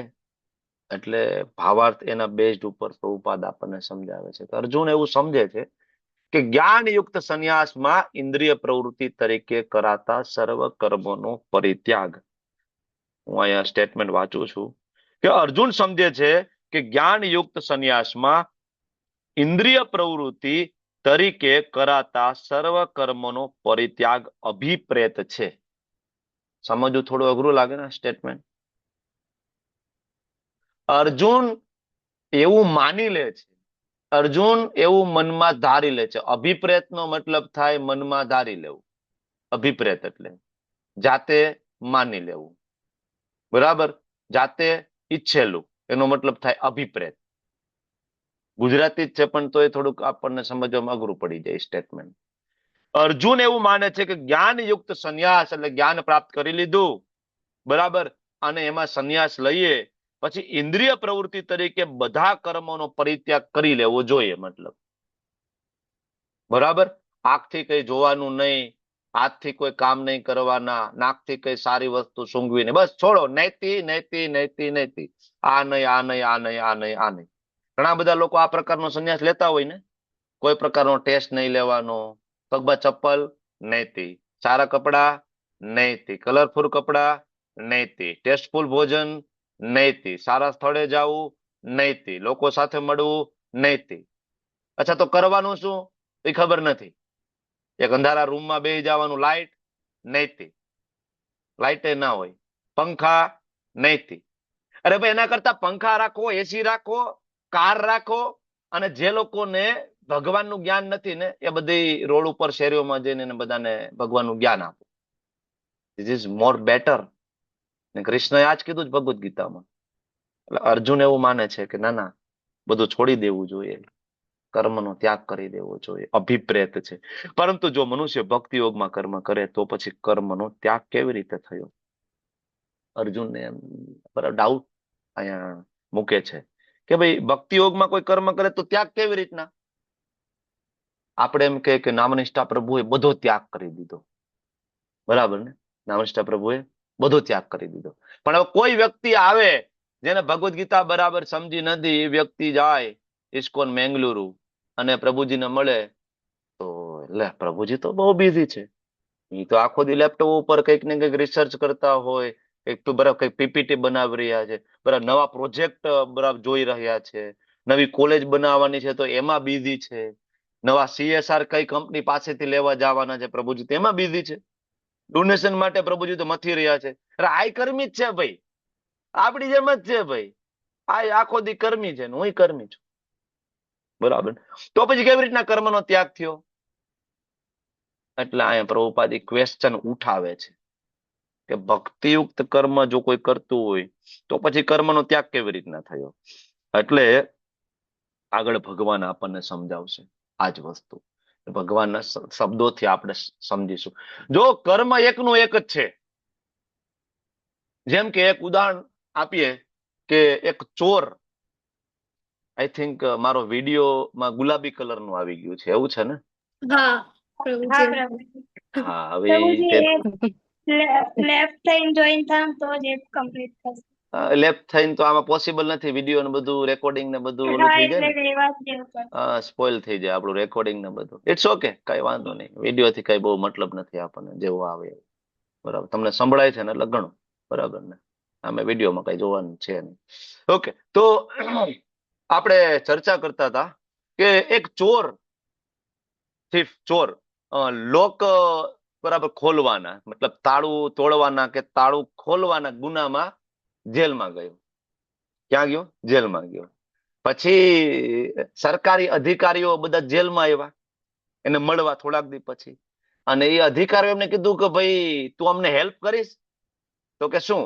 કે દેશની સુરક્ષા માટે તારે અમુક દેશની અંદર જઈને આપણા જે ડોક્યુમેન્ટ જે લોકો લઈ ગયા છે તો તારે લોક તારી બુદ્ધિથી ખોલી અને એ ડોક્યુમેન્ટ બધા ફરીથી તારે આપણા દેશ માટે લઈ આવવાના છે.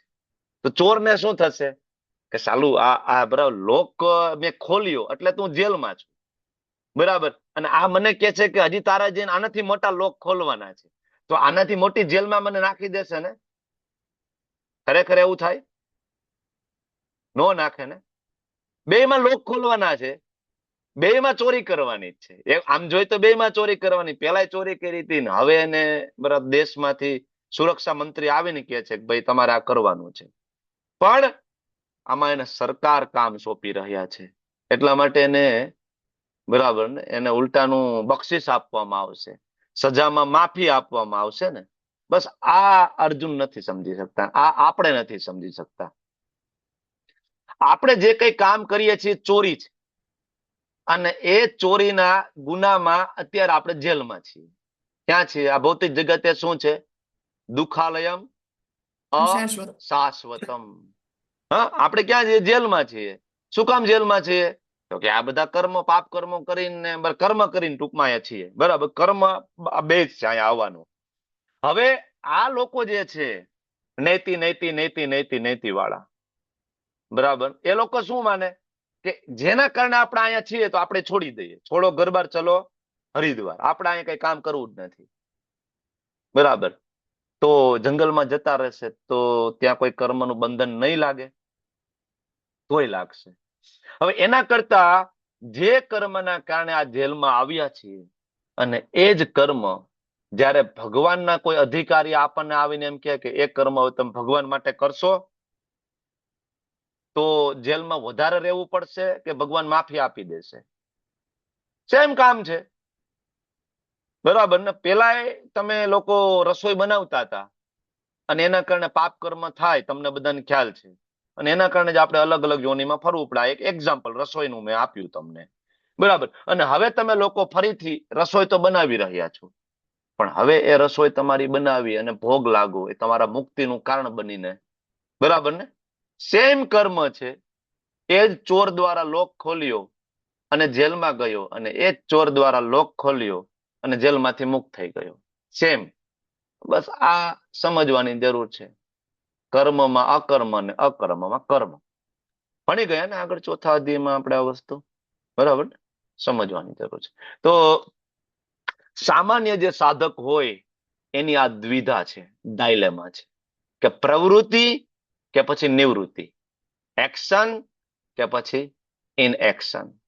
મારે ભગવાનને મેળવવા હોય તો શું મારે નોકરી ધંધો બિઝનેસ કમાણી છોડી દેવી જોઈએ? શું મારે સંન્યાસી બની જવું જોઈએ? શું મારે મારા હસબન્ડને છોડી દેવા જોઈએ? શું મારે મારી વાઈફને છોડી દેવી જોઈએ મારે ભગવાનને મેળવવા હોય તો? ના, ભગવાન તો આગળ જવાબ આપશે જ. બરાબર. પણ દરેક કર્મ કૃષ્ણ ભાવના અમૃતમાં કરવા જોઈએ. આ શ્લોકની અંદર એક પ્રેક્ટિકલ આસ્પેક્ટ, શુષ્ક વૈરાગ્ય વિરુદ્ધ યુક્ત વૈરાગ્ય, ડ્રાય રિનાઉન્સિએશન વર્સિસ એક્ટિવ ડિવોશન. શુષ્ક વૈરાગ્ય, બીજું એક યુક્ત વૈરાગ્ય. બે પ્રકાર. બરાબર ને? સમજવાની જરૂર છે. શુષ્ક વૈરાગ્ય એટલે ફલ્ગુ વૈરાગ્ય, જેને આપણે કહીએ. બધું છોડીને અહંકાર વશ બેસી રહેવું. બરાબર ને? અને મનમાં ભોગના વિચારો ચાલુ રાખવા.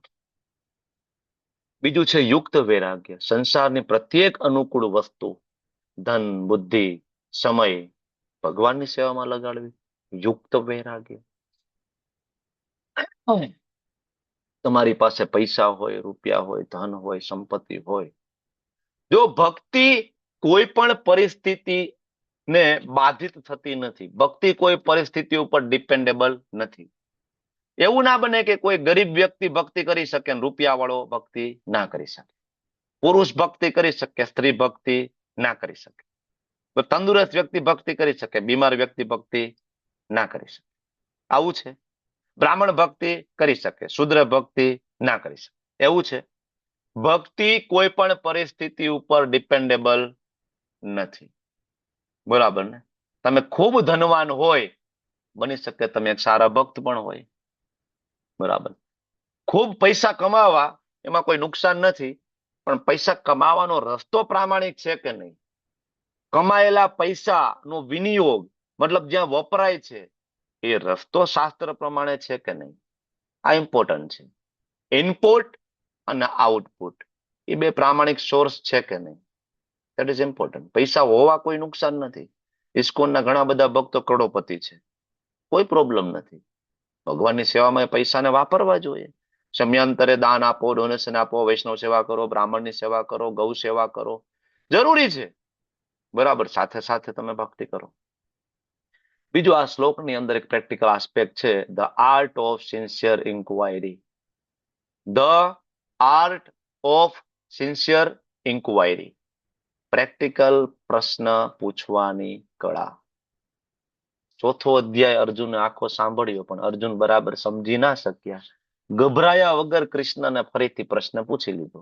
એક સાચા શિષ્યનું આ લક્ષણ છે કે જ્યાં સુધી આધ્યાત્મિક વિજ્ઞાન બરાબર એને ગળે ના ઉતરે ત્યાં સુધી ગુરુ સમક્ષ વિનમ્રતા પૂર્વક પ્રશ્ન પૂછે. તદ્વિધિ પ્રણિપાતેન પરિપ્રશ્નેન સેવયા. એક સાચા શિષ્યનું આ લક્ષણ છે. બરાબર. તો ભક્તિના માર્ગ ઉપર આપણે ચાલતા હોય તો ક્યારેક કોઈ બાબતમાં આપણે મૂંઝવણ થાય તો મન ગળત નિર્ણયો લેવા કરતા તમારા શિક્ષા ગુરુ, બરાબર, એમને જરૂરથી પ્રશ્ન પૂછવા જોઈએ, એમાં કોઈ સંકોચ ના રાખવો જોઈએ. બરાબર. બીજું, આ શ્લોકની અંદર આપણને સમજ આવે કે આધ્યાત્મિકતાનો અર્થ કર્મોમાંથી ભાગી જવું નથી. એસ્કેપિઝમ, પલાયનવાદ નથી. બરાબર. આગળ કૃષ્ણ આ જ વસ્તુ થોડી સરળ કરીને આપણને આપશે. બરાબર. In the previous chapter, as a prelude to the Bhagavad Gita, many different paths were explained. These were all presented unsystematically. A more organized outline of the path would be necessary for action and understanding. In other words, by his question, he is clearing the path of Krishna consciousness for all students who seriously want to understand the mystery of the Bhagavad Gita. 3.2 ના પર્પટનો એક statement અહીંયા મૂક્યો છે. અધ્યાય 3, બીજો શ્લોક, એના ભાવાર્થમાંથી પ્રભુપાદનો આ સ્ટેટમેન્ટ મૂક્યું છે કે અર્જુનના કન્ફ્યુઝન શું કામ થઈ રહ્યા છે. કારણ કે આગળ બધું ભગવાને જે આપ્યું છે એવું નથી કે એ અર્જુન નથી સમજી શકતા, પણ આપણે નથી સમજી શકતા એટલા માટે. બરાબર. તો ત્રીજો અધ્યાય કર્મયોગ, ચોથો અધ્યાય જ્ઞાન યોગ, પાંચમો અધ્યાય કર્મ સંન્યાસ યોગ. જ્ઞાન યુક્ત કર્મ બરાબર. હવે એક આપણે આ એક એક્સરસાઇઝ આપણે કરવાની હતી, પણ આજે આપણી પાસે એ બાબતે કઈ સફિશન્ટ ટાઈમ વધ્યો નહીં. ડિસ્કશન આપણે ઘણી બધી વધારે થઈ. તો આનો સ્ક્રીનશોટ તમે લઈ લો. આમાં ખાસ યાદ રાખો, તમારાનો ચાર્ટ બનાવવાનો છે. તમારે ચાર્ટ બનાવવાનો છે. હવે જો 5 ગ્રુપ બનશે. જો આ રીતના 5 ગ્રુપ છે. 10મો શ્લોક, 11મો, 12મો, 13, 14 અને 15. આનો સ્ક્રીનશોટ લઈ લેજો. બરાબર. પછી છેલ્લે મને પ્રશ્ન પૂછજો તમે, આ બરાબર ક્લાસ એન્ડ કરીને આપણે બીજા શ્લોક તરફ આગળ વધીએ અત્યારે. નહીતર આપણે આજે 4 શ્લોક તો માન લઈ શકીશું.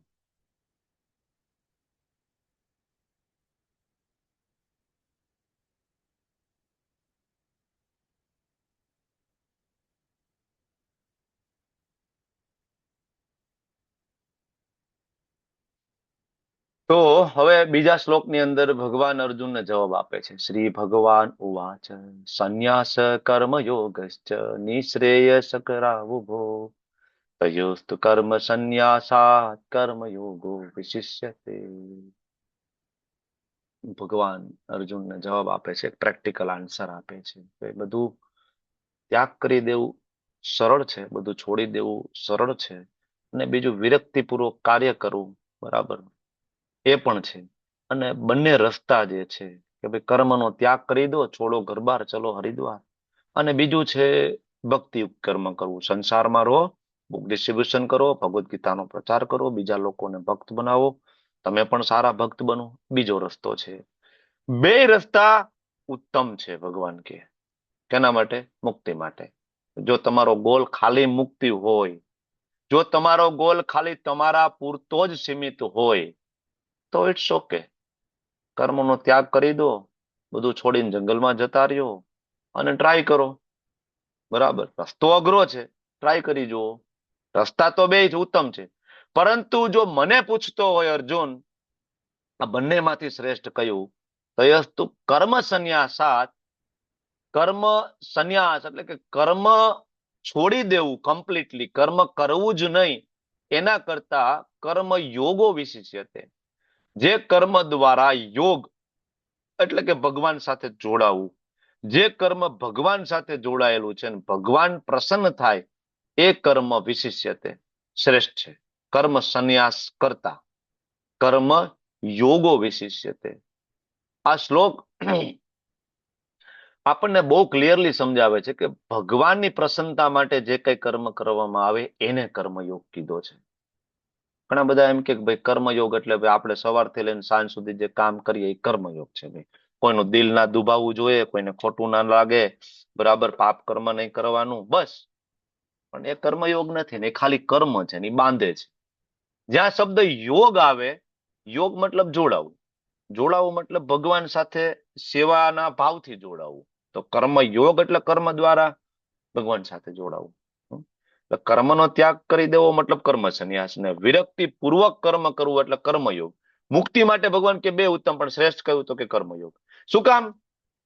તો કે બધું કર્મ છોડી અને હરિદ્વાર જતા રહ્યો, હજી હૃદયમાં એટલી શુદ્ધતા ના હોય તો હાલત શું થાય?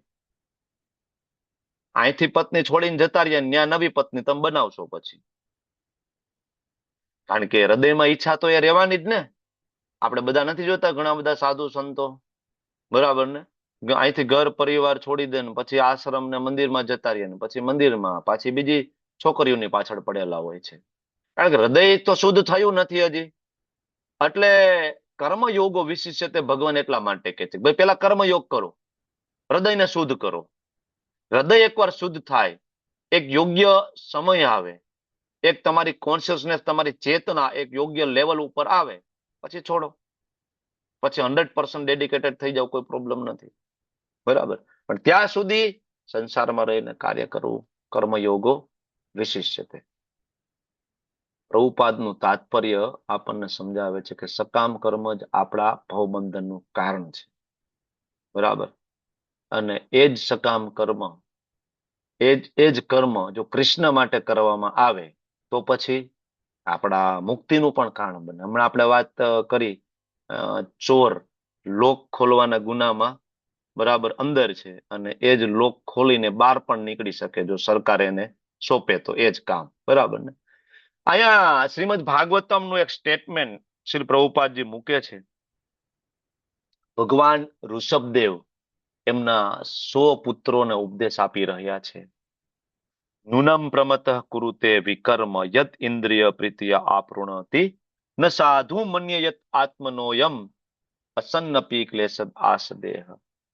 કે લોકો ઇન્દ્રિય તૃપ્તિ પાછળ પાગલ છે. પ્રભુપાદ લખે છે લોકો ઇન્દ્રિય તૃપ્તિ પાછળ પાગલ છે ને તેઓ જાણતા નથી કે આ ક્લેશમય શરીર તેમના પૂર્વના સકામ કર્મોના ફળ રૂપે મળેલું છે. શરીર જો કે નાશવંત છે છતાં તે મનુષ્યને સદા અનેક રીતે કષ્ટ આપ્યા કરે છે. તેથી ઇન્દ્રિય તૃપ્તિ ખાતર કર્મ કરવું સારું નથી. જ્યાં સુધી મનુષ્ય પોતાના મૂળ સ્વરૂપ વિશે જાણવાની જિજ્ઞાસા કરતો નથી ત્યાં સુધી તે જીવનમાં નિષ્ફળ નીવડેલો ગણાય છે. જ્યાં સુધી મનુષ્ય પોતાના વાસ્તવિક સ્વરૂપને જાણતો નથી ત્યાં સુધી તેને ઇન્દ્રિય તૃપ્તિ માટે સકામ કર્મો કરવા પડે છે. અને જ્યાં સુધી તે ઇન્દ્રિય તૃપ્તિની આ ભાવનામાં લપેટાયેલો રહે છે ત્યાં સુધી તેને એક દેહમાંથી બીજા દેહમાં દેહાંતર કરવું પડે છે. તેનું મન ભલે સકામ કર્મોમાં વ્યસ્ત હોય અને અજ્ઞાનથી પ્રભાવિત હોય તો એ મનુષ્ય વાસુદેવની ભક્તિ પ્રત્યે પ્રેમને અવશ્ય વિકસાવવો જોઈએ. ત્યારે જ તેને ભૌતિક અસ્તિત્વના બંધનમાંથી મુક્તિ પામવાનો અવસર પ્રાપ્ત થાય છે. પ્રભુપાદ તાત્પર્યમાં શ્રીમદ ભાગવતમના એ શ્લોક અને એનો અનુવાદ મૂકીને આપણને સમજાવે છે. અને પ્રભુપાદ આપણને એ પણ સમજાવે છે ખરેખર સાચો ત્યાગ કોને કહેવાય. સાચો ત્યાગ કોને કહેવાય? ખાલી ત્યાગ કરવાથી કે ખાલી જ્ઞાની બની જવાથી ખાલી એટલું જાણી લેવાથી કે હું શરીર નથી હું આત્મા છું એ પૂરતું નથી. પ્રભુપાદ લખે છે એટલું પૂરતું નથી કે હું આ શરીર નથી હું આત્મા છું. તમારે એ પણ જાણવું પડશે કે આત્મા કૃષ્ણનો દાસ છે. એ આત્મા મમેવાંશો જીવ લોકે જીવ ભૂત સનાતન. આત્મા કૃષ્ણનો દાસ છે એ જાણવું પડશે. ખાલી સંન્યાસ લેવાથી કાંઈ નહીં થાય. એટલે પ્રભુપાદે લખે છે કે આ જ્ઞાન કે આ ભૌતિક શરીર નથી પણ હું આત્મા છું એ મુક્તિ પામવા માટે પૂરતું નથી. પ્રભુપાદ આગળ બરાબર ત્યાં તમે જોશો પેરેગ્રાફ નંબર 2 એમાં પ્રભુપાદ આ વસ્તુ સમજાવે છે. અને પછી છેલ્લે પ્રભુપાદ સમજાવે છે ખરેખર તમે શેનો ત્યાગ કરશો. કોઈ એમ કે મેં આ સંસાર છોડી દીધું મેં પત્ની છોડી દીધી. પત્ની તમારી હતી. ખરેખર પત્ની આપણી છે. આપણે એને ઉત્પન્ન કરી શકીએ બનાવી શકીએ કોઈ ફેક્ટરીમાં જઈને મેન્યુફેક્ચર કરી શકીએ નો. બરાબર.